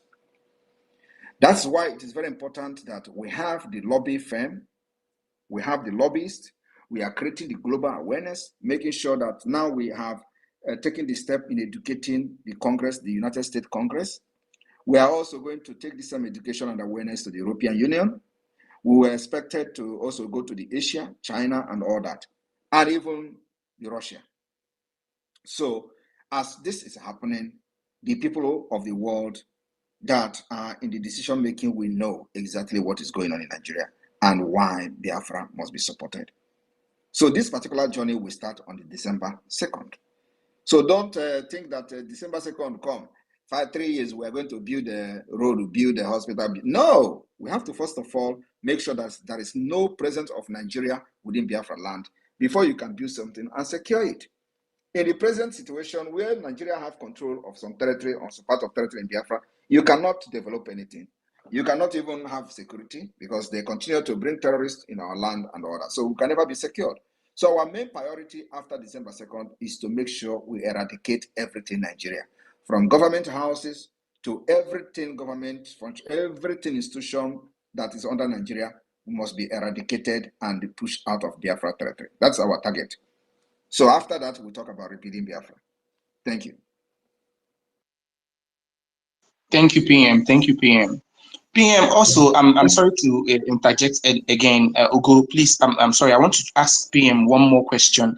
PM, some time ago, you talked about the economic viability of Biafra, and you said there is going to be a sort of a workshop where probably we'll come together and, see or learn about the economic viability of Biafra in the future. But I've been looking forward to this particular updates about the economic viability of Biafra. Do you have anything to say more about it, sir? I think the economic viability team of Biafra has had one broadcast, if I'm not mistaken. If they have not had that, it is going to come because we have a team comprises of experts, even foreigners. We have somebody from Sweden who is part of the team, the Biafra Economic Viability Team, and their job is ready. So if they have not been in the public, I will inform the team, and so they will take our time to come to the public and if necessarily show what they have done. So we have done those job and completely just waiting for the declaration of the restoration of independence state of Biafra. And then also the economic viability team of Biafra has done a very grounded job by making research and providing document, for those who care to listen or know about Biafra economic viability, which will bring investors and, of course, support the Biafra liberation. So it's what we have done to present to those who wish to support the Biafra liberation, so they will know that they are not investing their money or anything in a free or in something that doesn't have any future. Biafra have a future, and we are going to be brain-based economy mostly. Even with the oils and all that, we want to focus on brain-based economy, like other countries that are not relying on their oil and natural resources. So yes, the economic viability team of Biafra has done a very good job. And like I said, I will talk to them. They will address Biafrans in the nearest future. Thank you. Yeah, thank you so much, my PM. Thank you for giving the accurate answer to that question. And Reg, if you can hear me, you have the mic. Okay, my brother, thank you very much. I hope I'm coming out, sir. Very well, go on. All right, thank you. Good afternoon, great Biafrans all over the world, and my Prime Minister, His Excellency, Prime Minister Simon Ekpa. Thank you very much, sir, for the great work you are doing for us. On behalf of all the Isoko and Yoruba Biafra, I want to say we are pleased with your work. God bless you, and God continue to guide you. And something about Nigeria is that they will always fight against our freedom, because Nigeria is where criminality, fraudulent activities, terrorism, all manner of things happen. So they are embedded in Nigeria. That is why they will fight against a society that is controlled with database. You understand? The database is what they are actually afraid of. So that aside, my question is this, sir. A lot of us that are fighting for this freedom, speaking from Nigeria here today, we are at so much risk, and we even put our lives on the line. We are doing this because, not because of us, but because of our children. Like some of us here in Nigeria, we believe that we are just condemned, you understand, that we don't have any future again. So anytime they come and collect us, may they collect us, they go, but let our children have a good future, you understand? So if we can get this freedom for our children and they collect us, they can go and do anything they want to do with us, you understand? At the end of the day, even the bullet they go take kill us, it will be more expensive than our life if they value it. You get? So the question is that some time ago you posted 3 children that their parents were kidnapped by the security of Nigeria because they want freedom. They're asking for freedom. And what we learned is that those children dropped out of school. My question is, does the Biafra government have any plan for people that have such experience like the parents of these children, that at the end of the day, after they have been kidnapped by the Nigeria security and the children, they don't have a future again and they are dropping out of school, nobody to look after them? Does the Biafra government have any plan for such children? Thank you very much, sir. That's my question. Thank you very much. We have planned for such children, but not under this particular situation and condition. So even until today, I do not know anything about those children, because the images were just flying on social media. And of course, as a responsible prime minister, it is my duty to share those things to create awareness about the plight of those children. I have tried everything to get to them. It didn't. I don't know. I have not been able to, verify the parents or the location of those children. So what we do is that when we see those kind of situation and story, we try to share to create awareness. And by doing that, other Biafrans will step in, whoever that is very close to those children or who knows them or who come from the same community or village will be able to step in and help them. So we have provision for that. That's why we have the children service, social welfare, and the social service of the Biafra Republic of Nigeria. They are responsible to taking care of those kind of situation, but not at this particular Nigeria setup. It is completely messed up. So we are trying to make sure that everybody is alive first, preserving them, and when Biafra is declared and restored, we begin to rebuild the society to befit what we are fighting for. Like, I want to bring Finland to Biafra. That is the promise I have to Biafra people. So thank you. Our own main job now and target is to make sure that everybody is alive first. So that's what I have to say about this. Thank you. Thank you very much, my Prime Minister, the Biafra Eblara. the Agbada Guru, fire dancer. We they behind you. Go shake it. Yeah, they were. Okay, Chinonso, Simon Ekpa Chinonso, you have the You mic. have the mic. Yeah, good afternoon, good evening, good morning, my PM, good afternoon, Pastor Van Van Van, or Google 247, I hear you. So I hope I'm coming out loud. Very well, Very very well, well. very well.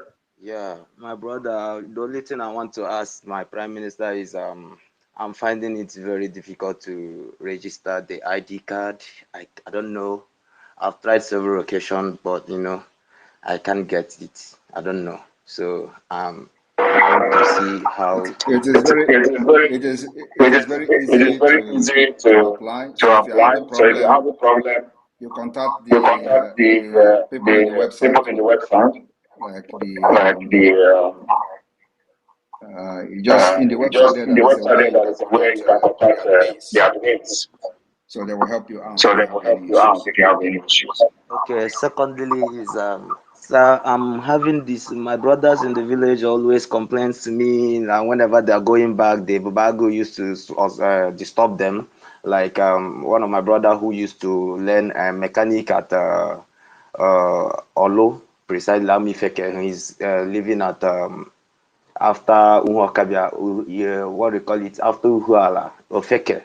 So whenever he used to go to work, the Bubago that is staying at Nkwawa Miri UOUC at Nkwawa Miri Market, they're scaring people away. They're searching them every time, pulling up their clothes. So I don't know.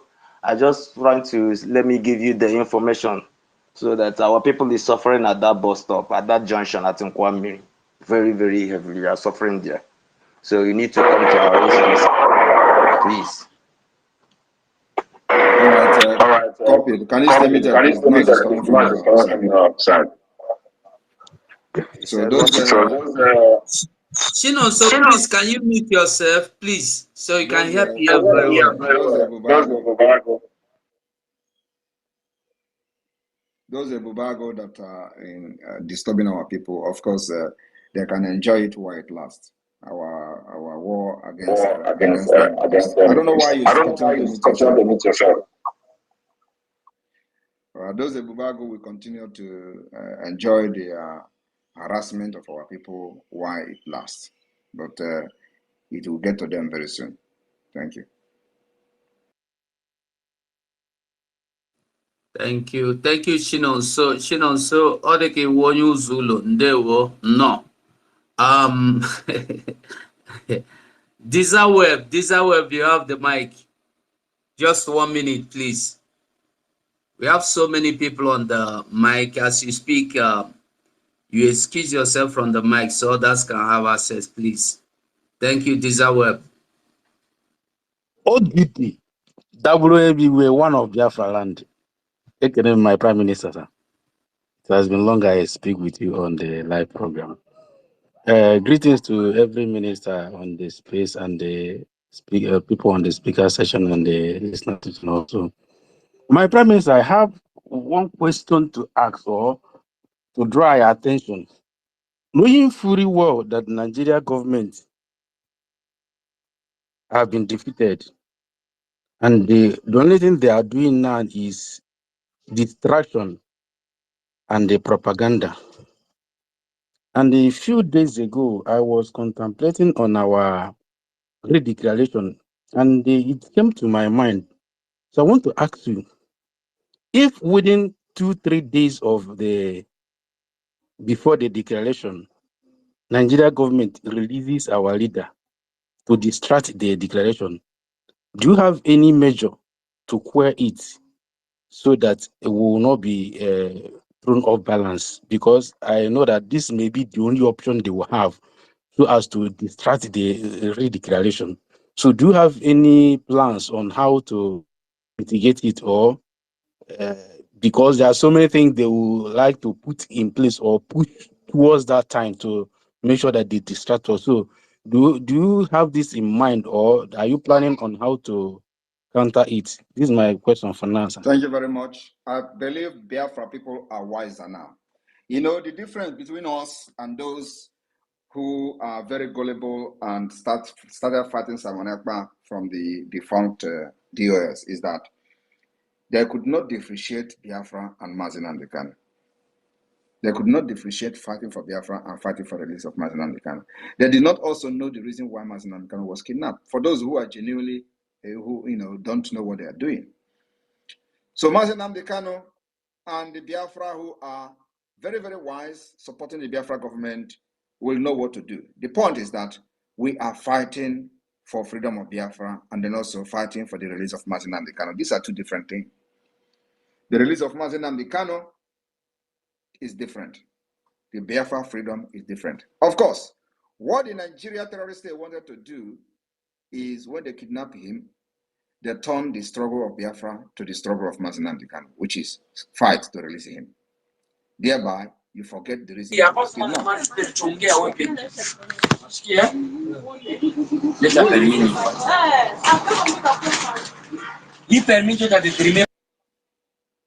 All right. So, what they try to do is when they kidnap him, they turn the struggle to the struggle of Mazi Nnamdi Kanu. So everybody will be shouting, release him, release him. And then very soon they will go and sleep, thereby forgetting the Biafra. But what did we do? We understand these antics and this game very well. And that's why we are fighting from the both sides. We say release Mazi Nnamdi Kanu and we say we are getting Biafra. As if that is not enough, we are conducting a referendum. As if that is not enough, we continue with the delegitimization of Nigeria. Why they continue to tell you release Mazi Nnamdi Kanu? And I want to make it very clear today. Those who shout, oh, because he was kidnapped, there are criminals hiding. Who are the criminals? Hiding anywhere. There is nothing like criminals hiding under IPOB. The people that are doing what they are doing today are complete Biafrans, upright Biafrans and genuine Biafra fighting for their freedom. But these criminals in politics will tell you, oh, they kidnapped Mazi Nnamdi Kanu and they have hijacked the struggle. Who hijacked the struggle?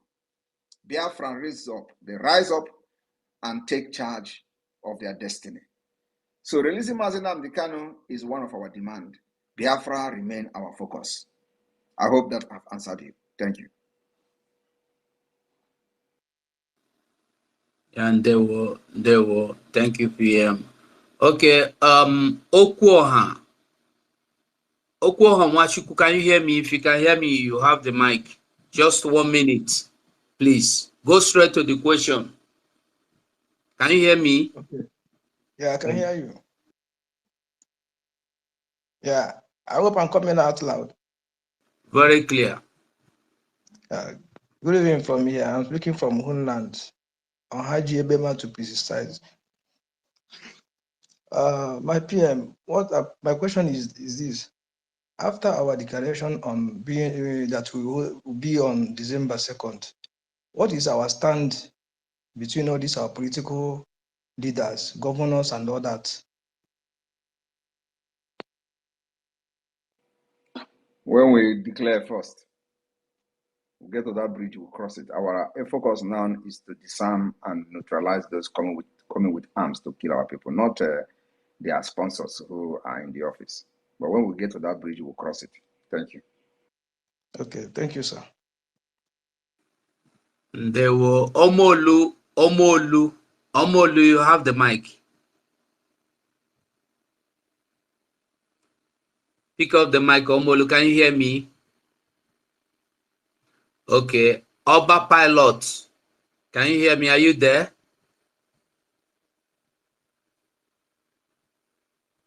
Oba Pilot, are you there? It's Oba Pluto. Okay, Oba Pluto. Sorry for that. Oba Pluto, you have the mic. Okay, thank you very much. Good evening, everyone.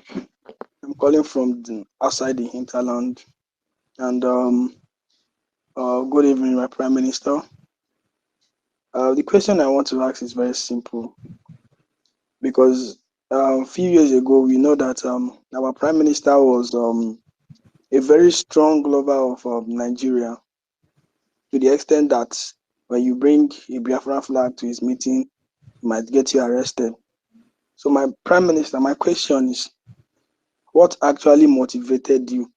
What inspired you? What gave you the thoughts, the morale? What gave you the mindset that you needed to be in the Biafran struggle? What gave you the mind to start preaching self-defense to our people in the homeland and outside the homeland as well? Thank you. Because I know the law. And people in the Biafra struggle in the past never tapped into international law to protect our people. So I know it very well. I read international law. Actually, I majored in international human rights and humanitarian law. So I know the law and I know the right of our people. And there is a need for somebody to invoke that international law to protect our people so that they will not get killed like other part of Nigeria. And what motivated me more is that I see Nigeria has failed. Continue to support Nigeria is a waste of time and life. The more we save our people, the only way to save our people is to make sure that Nigeria never exists. And if we do not destroy Nigeria, Nigeria will destroy us. So there is a need for somebody to rise up to do that which nobody else have done. Thank you. Raphael Ugo has been kicked out by the network. Oh, I think I'm still here. Okay, I'm still here. It is Ugo that was kicked out. Anyway, I'm still here. So please, Mazo Onyeka, grab the mic. You have 60 seconds. Sir? Grab the mic if you're ready. Otherwise, we'll hand over to someone else who's ready, please. Greetings to you all. My Prime Minister, thank you for your good works. My lawyer is watertight. Looking at Nigeria, what Nigeria has made our people to go through all this while, nobody is even interested in handwork. They're only interested in comedy, BB, Niger, prank everywhere. And even some who want to venture into scientific innovation, who have the gift, they are being demoralized. Okay, so I want to know if our Biafra government, whom I've seen as government of the people, who care for the people, is there any machinery in our government is trying to help all these scientific innovators, those who have that gift to create something? That is my question, sir. Thank you.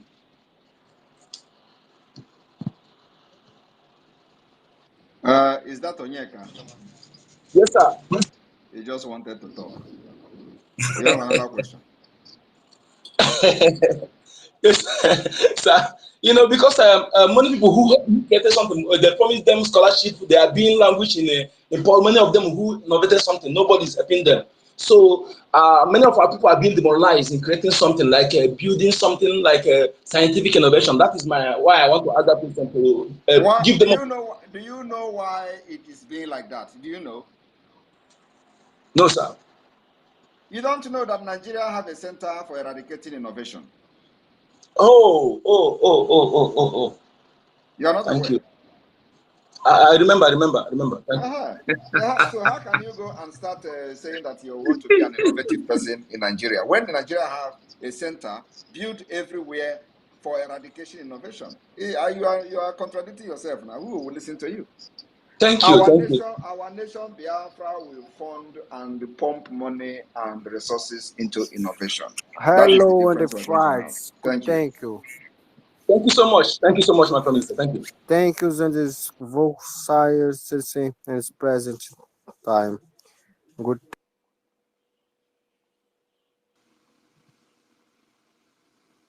All right, so go ahead. Okay, my Prime Minister. Omolu, are you there? Okay, jump Yes, right. Okay, Omolu, yes. you have the mic. Okay. Okay. Good morning, my Prime Minister. I'm calling outside homeland. Okay, I actually I joined to listen to what my Prime Minister has to tell us because I used to follow Nnamdi Kanu before his adoption, and afterwards I lost what is, as in information of what is going on until I keep listening to it until I discovered that Prime Minister is now in charge of the whole struggle. I just want to just to say thank you to his work, because what people don't know, or some person that are against him, is because what is happening in the Nigeria, or this thing, that the way that everyone is now shouting that Mazen Nnamdi Kanu should be released, is because of the pressure that Prime Minister is giving. Because if not because of somebody like the Prime Minister, believe me, government of Nigeria won't be talking about releasing Mazen Nnamdi Kanu. But the pressure is so much on them now that they have no option. Even some of the governors that are in support of his detention, now they've got no option. So I just want to say thank you for Prime Minister. Thank you for the work that you are doing. Thank you. As in, I so much believe that most of us are overseas are giving their support in one way or the other. It is only few people that are in homeland that may not really understand your good work. But people that are outside, they cannot wait to go home. And your work is well appreciated. So I just want to say thank you. Thank you for the good work that you are doing. Thank you. Whoever that thinks otherwise, no one is happy with what is Thank you, happening in the Omolu. zoo. No one is happy with the crisis that is going on in the zoo, but that is Omolu, do you have a question? no, I don't have a question. I just want to compliment him. I I don't believe have a question. I believe you've complimented him, and our Prime Minister have heard you. Thank you so much for the compliment. Okay, it's fine. Thank you. Yeah, thank you very much. Also, do not be deceived by the press statement and release Mazen Nnamdi Kanu, release Mazen Nnamdi Kanu, coming from the defunct and illegitimate governors. They are not real.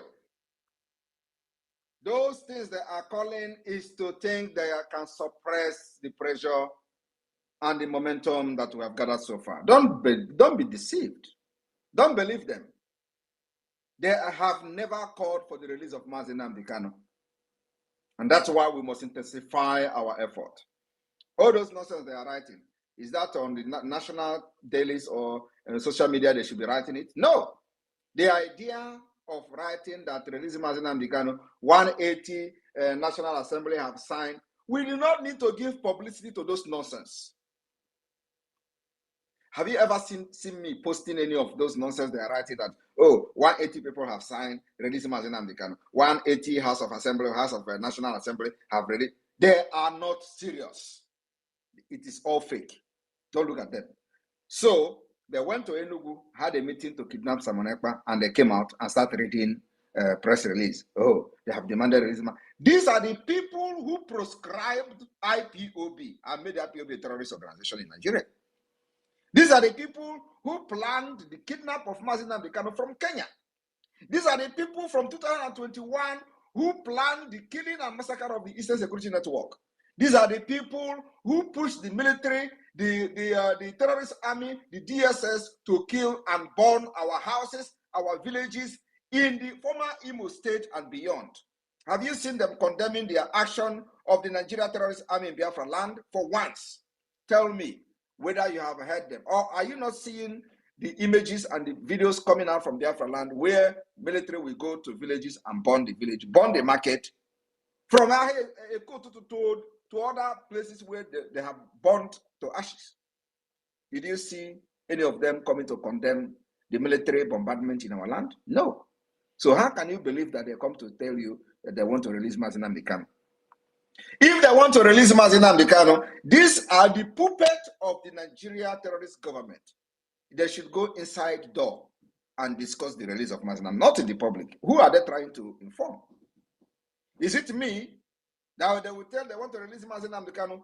What is my business with them informing me? I don't want to hear what they have discussed in the secret. What I want to see is what they have done.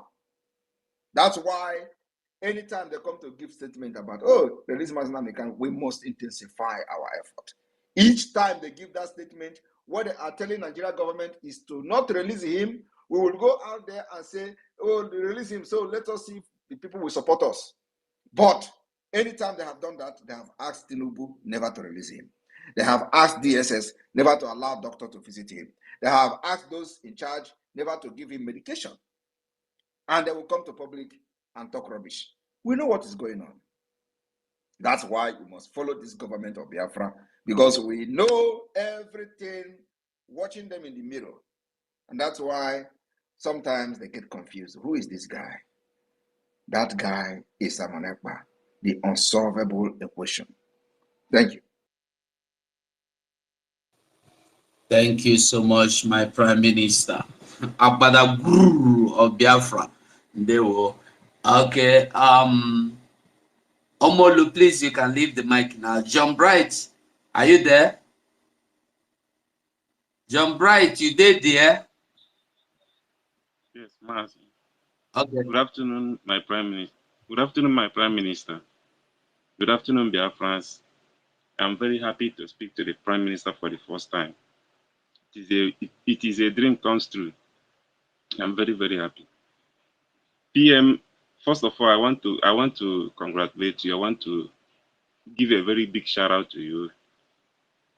No matter the propaganda, no matter the gang up, no matter everything, you still stood firm. It is not easy. It is by the grace of God. I call you the Iron Dome of Biafra. I call you the Iron Dome of Biafra. It's not. I'm very, very delighted. I'm very, very happy. Number one, I'm speaking as a first hand. I'm speaking as a first hand. I went to the village when the propaganda was very, very rich. When they say you are posting so many fake news and all those stuff from Iraq, you are claiming everything from Iraq and all those stuff. Then I based in Zoo capital, but I took out my time and went to the village. Unfortunately to me, I saw it firsthand. I'm from a former Imo State, Olu State. PM, I'm very, very happy. I'm very, very grateful. I thank you very, very much. Anybody that is not supporting you is an enemy of Biafra. I must tell you the fact. Anybody that is not supporting what you are doing and supporting your dream, that is not supporting your effort, is an enemy. Is never a Biafra. It's never supported Nnamdi Kanu, because there's no difference between the two. I must tell you. Nnamdi Kanu, on all his dream is fighting for Fulani to take our land. So that's what he stood upon. So there's no difference. So I went to the village. Unfortunately, I got marveled. PM, I want to ask, where did you give all these our angels? Where did they take their training? Where did they got their training? Because I saw I am this is not a propaganda. I saw it myself. I saw bomb. I saw so even my father was the one that pushed me to go back. I asked them, is this what you people are going through? Is this what you people are suffering? Both in the night, both in the midnight, in the 2 o'clock, 1 o'clock, 3 o'clock in the midnight. There are so many shellings, there are so many bombs, there are so many helicopters, there are so many things. So I witnessed it myself. So I want to ask, Is this not these men that are under IPOB, under ESN, that they are killing them and sharing their dead bodies? Where did they? What exactly is the different thing you did apart from what they have been, the training they have been getting before? How did you motivate their morale to stand upon all the intimidation, upon all those stuff? They still stand firm. I want to know, sir, please. It is a secret that can never be revealed. When the Biafra land chooses who lead it, everything will fall in place. And that is what is going on. Even the zoo, the terrorist state of Nigeria, are marveled at what the Biafra Defense Forces are doing, how they are being neutralized. If you go there, you see when they come, you can never see when they go. And that is the point. So, and I'm happy that anybody who doubts what you are saying can travel for him, and go and see things for himself. I swear it is. I saw it firsthand. This is not they say. I was there. Even what the I planned to spend like 2 weeks, but my parents could. So we will get. Believe me, after we finish the stage of this fight, we will take it to the next stage. Just wait after declaration. You will see. Let's see how any government house will stand in Biafra land under Nigeria. One government in Israel is doing something. There will. Oh my God! Oh my God! May God bless you. May God bless you. May God. And PM, another thing. I've been trying to send some people to get information about the homeland and all those stuff, but the thing I saw about the Ibogari. No, but a na-atụ ha John Joloko. Ịma ihe ndị Igbo na-akpọ John Joloko. Na a na-atụ ha John Joloko. John Joloko. Oh, John Joloko. Disappear more Poloko. Okay. Yes. Oh, John Joloko, continue to try. You will get. You will belong to them, and you can also contact Vam. I think Vam can look you up. So PM, please, I want to make a plea, please. Anytime in this fight, Olu State and our former Imo State have suffered. So whenever we want if the battle is gotten, let's focus more to rebuild our place. There are so many. No matter how we are winning, there's zoo are destroying so many things in our land. So I plead for a quick rebuilding and all those stuff when they are priced. We will rebuild everything. If you have listened to Mazen Namdekano, he have said that the liberation of Biafra will start from Olu. It's a prophecy, and at the same time, the reality of life. We will rebuild Biafra land, completely rebuild. So we don't even have a sewage. We will build Biafra land from scratch. There will be a sewage system just like you have in Finland here. Not when a flood will come and wipe away everything structure you build. We are going to start by digging the ground to build a very strong sewage in entire Biafra land. The plan is already in place. So fear not about that. Thank you. PM, may God bless you. May God bless your cabinet. May God bless your leadership. I always salute for my COS, Dr. Ngozi Arabezi. May God bless you all. Airborne, Biafra first. Ndewo Nwolo. Ndewo. Mazi Sonny, is that you? Mazi Sonny, is that you, Bridge official? Okay. Tech guy, I can see the network has been kicking you out and in. You can have the mic now. Ask your question. Tech guy. Thank you very much. My PM, I salute you. This is my first time actually speaking with you on space. May God bless and keep you. Our job is to pray for you and to support you. So my question is very simple. I'm coming from the homeland, Lagos to be precise, and a lot of people want to actually get involved. I'm telling you, but the zoo government have made everything impossible because Biafrans are the target.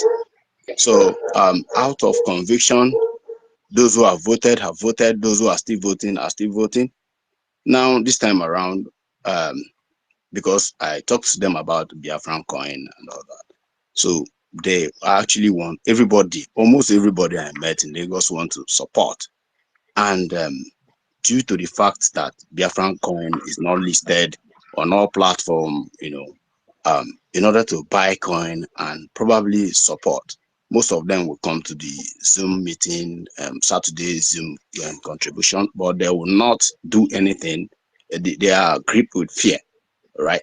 So I want to know, my Prime Minister, if there is another alternative whereby these people like Abuja and Lagos, people are willing to donate money. I'm telling you, and this is exactly what we are praying for, and God have answered our prayer. So I want to know if there is any way we can also make it easier for people, to get involved in donation of funds. Thank you, my Prime Minister, as I wait for the answer. Thank you very much. The Biafra coin is very, very easy and the most secured way for the people in the homeland to make their donation. And it is untraceable. So all you need to do is contact the person or call the contact on the website, on the Biafra coin website. And the WhatsApp number is there. Once you reach to them, tell them your difficulty, the challenges you're having, and it will be fixed. You will be guided, one-on-one. We'll be giving one-on-one guidance, step by step, what to do and how to do it to, support the Biafra liberation through the Biafra coin. It's very, very easy. You first of all have to purchase the USDT, and from there, with the MetaWatt wallets and all that, you can push your USDT to the Biafra coin. It's very, very easy. I think we have 3 major ways where you can, donate to the Biafra coin, donate to the Biafra liberation using the Biafra coin. So I encourage anyone who is having issues or challenges in doing this to just contact the WhatsApp number on that website, and you'll be guided and get this done. It's very, very, in fact, it's the easiest way and the most secured way. And it is not traceable anywhere, and you are not buying directly the Biafra coin. You buy through using the USDT. So that is the most secure way you can make a donation from Nigeria or from the other part of the zoo. Thank you. So I encourage everybody, just go to the website, contact the number there, and you'll be guided. And we have helplines everywhere, including in the zoo, in different parts of the zoo. We have helplines. So go there, you'll be directed, and you get the right thing done. Thank you. Thank you so much, my Prime Minister. I have recorded this, and I just want to make, because most of them are here, and I believe they can hear from the horse's mouth. Thank you so much. May God bless you, sir. Bless you. Thank you very much. Okay.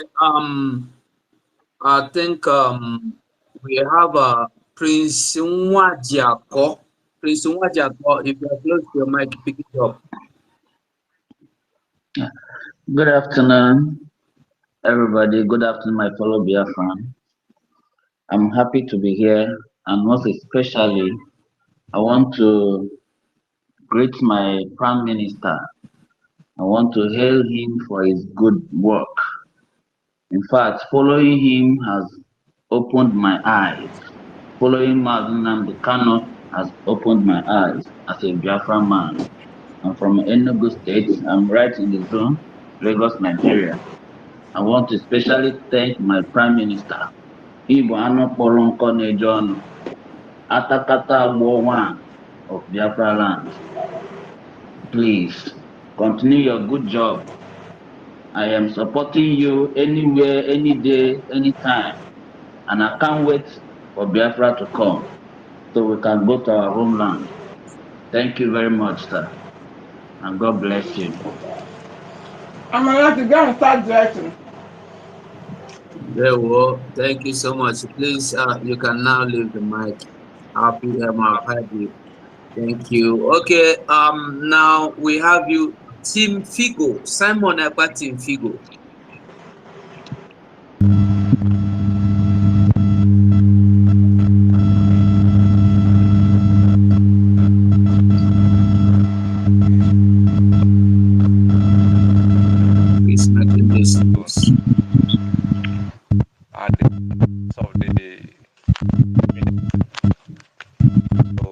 I'm so grateful to talk to my Prime Minister this very time.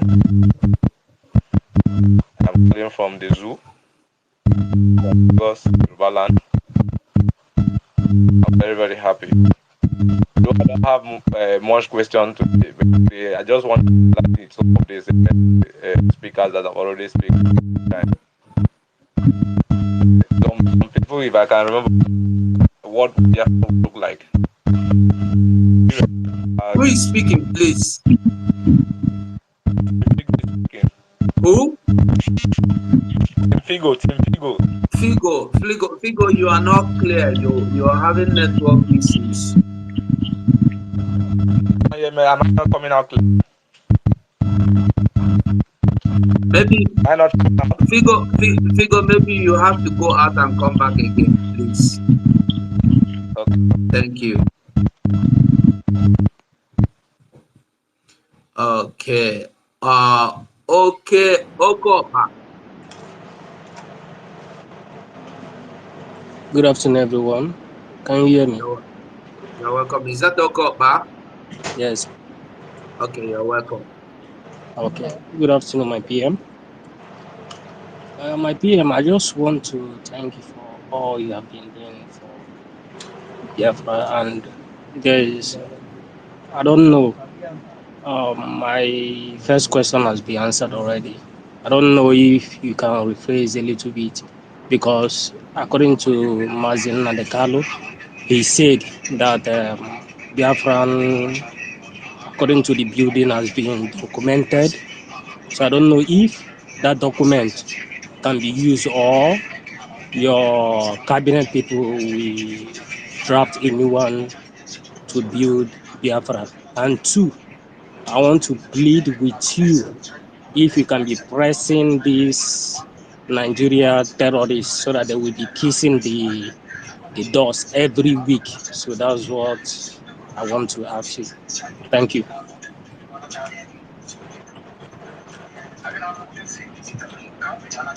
I don't understand your question, but what I can promise you is from your last comment that yes, we will continue to press their neck to be kissing the dust every week. Thank you. Thank you. All right. Let's go to Simon Ekpa remains maestri. You have the mic. I will take two more questions or three, because I have a meeting which is supposed to start 1 hour ago, but I postponed it. So I will take three more questions, please. We will be coming often to the space, and because our media app will be ready next month, so I think by then we will have more of interaction than now. Thank you. Hallelujah. We can't wait for that, my PM. Thank you, sir. Thank you, my PM. Okay. Who is making this noise? Please, can you mute yourself? If you have not been called to speak, mute yourself, please. Okay. It looks like Simon Ekpa remains. Remove him and then I'll bring in someone else. Go ahead, Mazu. Hello. Hello, go on. Good afternoon. Good afternoon from here. My name is Chibozo. I'm speaking from Lagos precisely. So we just want to thank you for what you are doing, our Prime Minister, Simon Ekpa. We appreciate all your good job. And one thing again is that I believe that one of the major information people need to know now in Nigeria is that this very protest they are talking about, anybody organizing it, they should not support the person. They should at least copy what is going on in the eastern region. They sit at home. That will be exactly something that will cripple because the more people go out and make money, the more people go out to work, the more this government make more money to sponsor terrorism.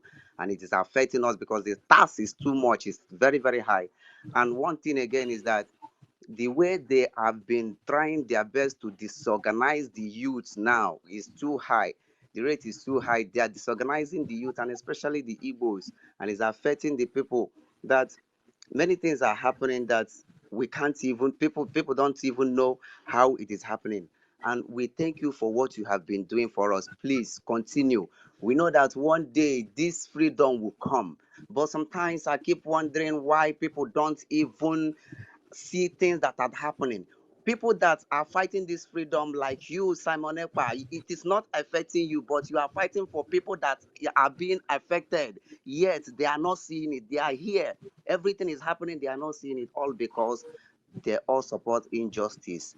Many injustices taking place, and one thing I have discovered in the way Nigeria is structured is that Igbo man can never get justice in Nigeria, and such thing is happening in Lagos the worst. I don't know how it's happening in North, but I know that Igbo man can never get justice in Nigeria, and therefore we need to separate ourselves from this marriage. It is not by force, because we were not together before.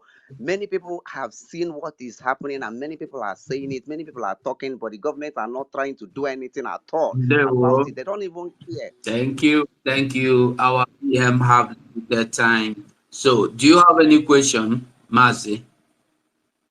Okay, the question we want to ask is that we have been seeing how everything is going, and we don't know how we can contribute in this movement, because it is not also easy to us, but we just want to know how we can contribute, because if there is any means we can join, because we need to unite people and teach them the right thing they need to know, so that when it will start happening and people will know the right fight to fight, instead of being used against the innocent people. That is what we want to know, because what is about to happen is going to be bloody, just Thank like what is happening in you. Kenya Thank today. you, Ndewo. Thank you so much.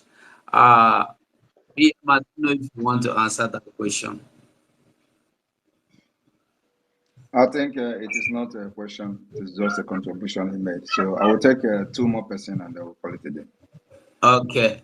We have Philip Effiong is no longer here. Wow.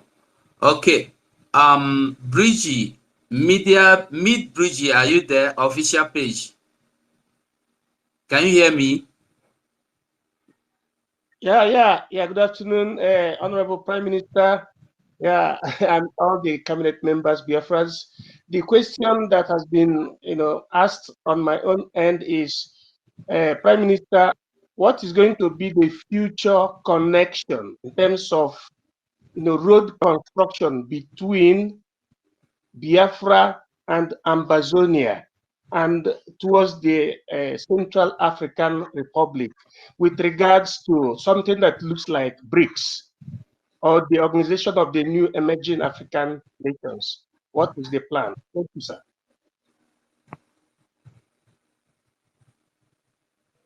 We do not have any plan on road construction like BRICS, but what we are going to do is embrace the modern Pan-African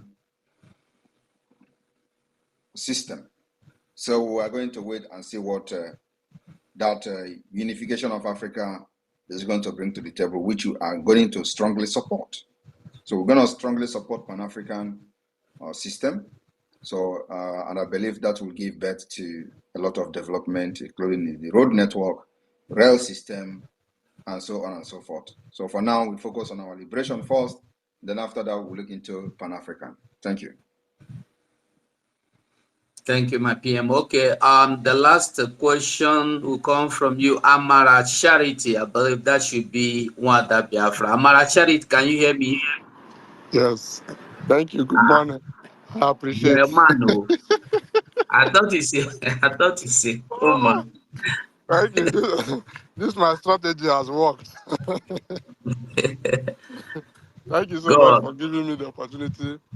My Prime Minister, good morning. I appreciate this is my second time to speak to you. After the first time, I was sick and I went to hospital.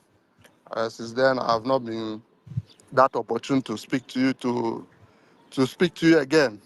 My question is, some of us, the question may be directly from me or from other, because for security reasons and for other reasons, I never wanted to showcase myself or something, because many people here, they are, I think I'm just changing. Most of them don't know my location or something. So for a reason personally known to me,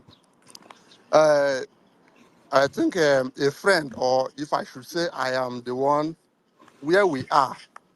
We've not most of us have not started working, and we try to, like, for me, I've saved up some money for my ID card and so many other things, but I don't know how to, because currently I don't have in this place we are, all your transaction, everything is, it's not like like the zoo where you can do most of the transaction. Every penny you remove from your account is monitored and something like that. So it's like I kind of, can we get, and I have some other people here. Can we get like where we can give the cash or even transfer it within this area to the person uh, I'm talking of people in Canada. Most of people in Canada, they are finding that challenges, especially those who have not started working, and they are getting from the government one thing or the other, and wish to support. Because when I was still in the zoo, I I was bleeding in my heart, especially during the time they kidnapped our leader, and they pop up. I know how many enemies I have encountered since then, and I pray God that if I move out from that country, that I will make sure I support everything that is going on. And right now, God has done His part, and He left for me. And since then, I've been worried to do it. I don't even mind if I get a job to face up. This will be my program until my program until I see that Biafra is being restored before I will do any other thing with my money. So, but currently we're having the challenges of how to remit the money. So we need a kind of someone that we can be giving like cash or transferring it within here, then the person will deliver. So that's my question. If there's any way possible for us to, I think When you say we didn't hear, you need to tell us where, and then of course. Canada. I mean Canada.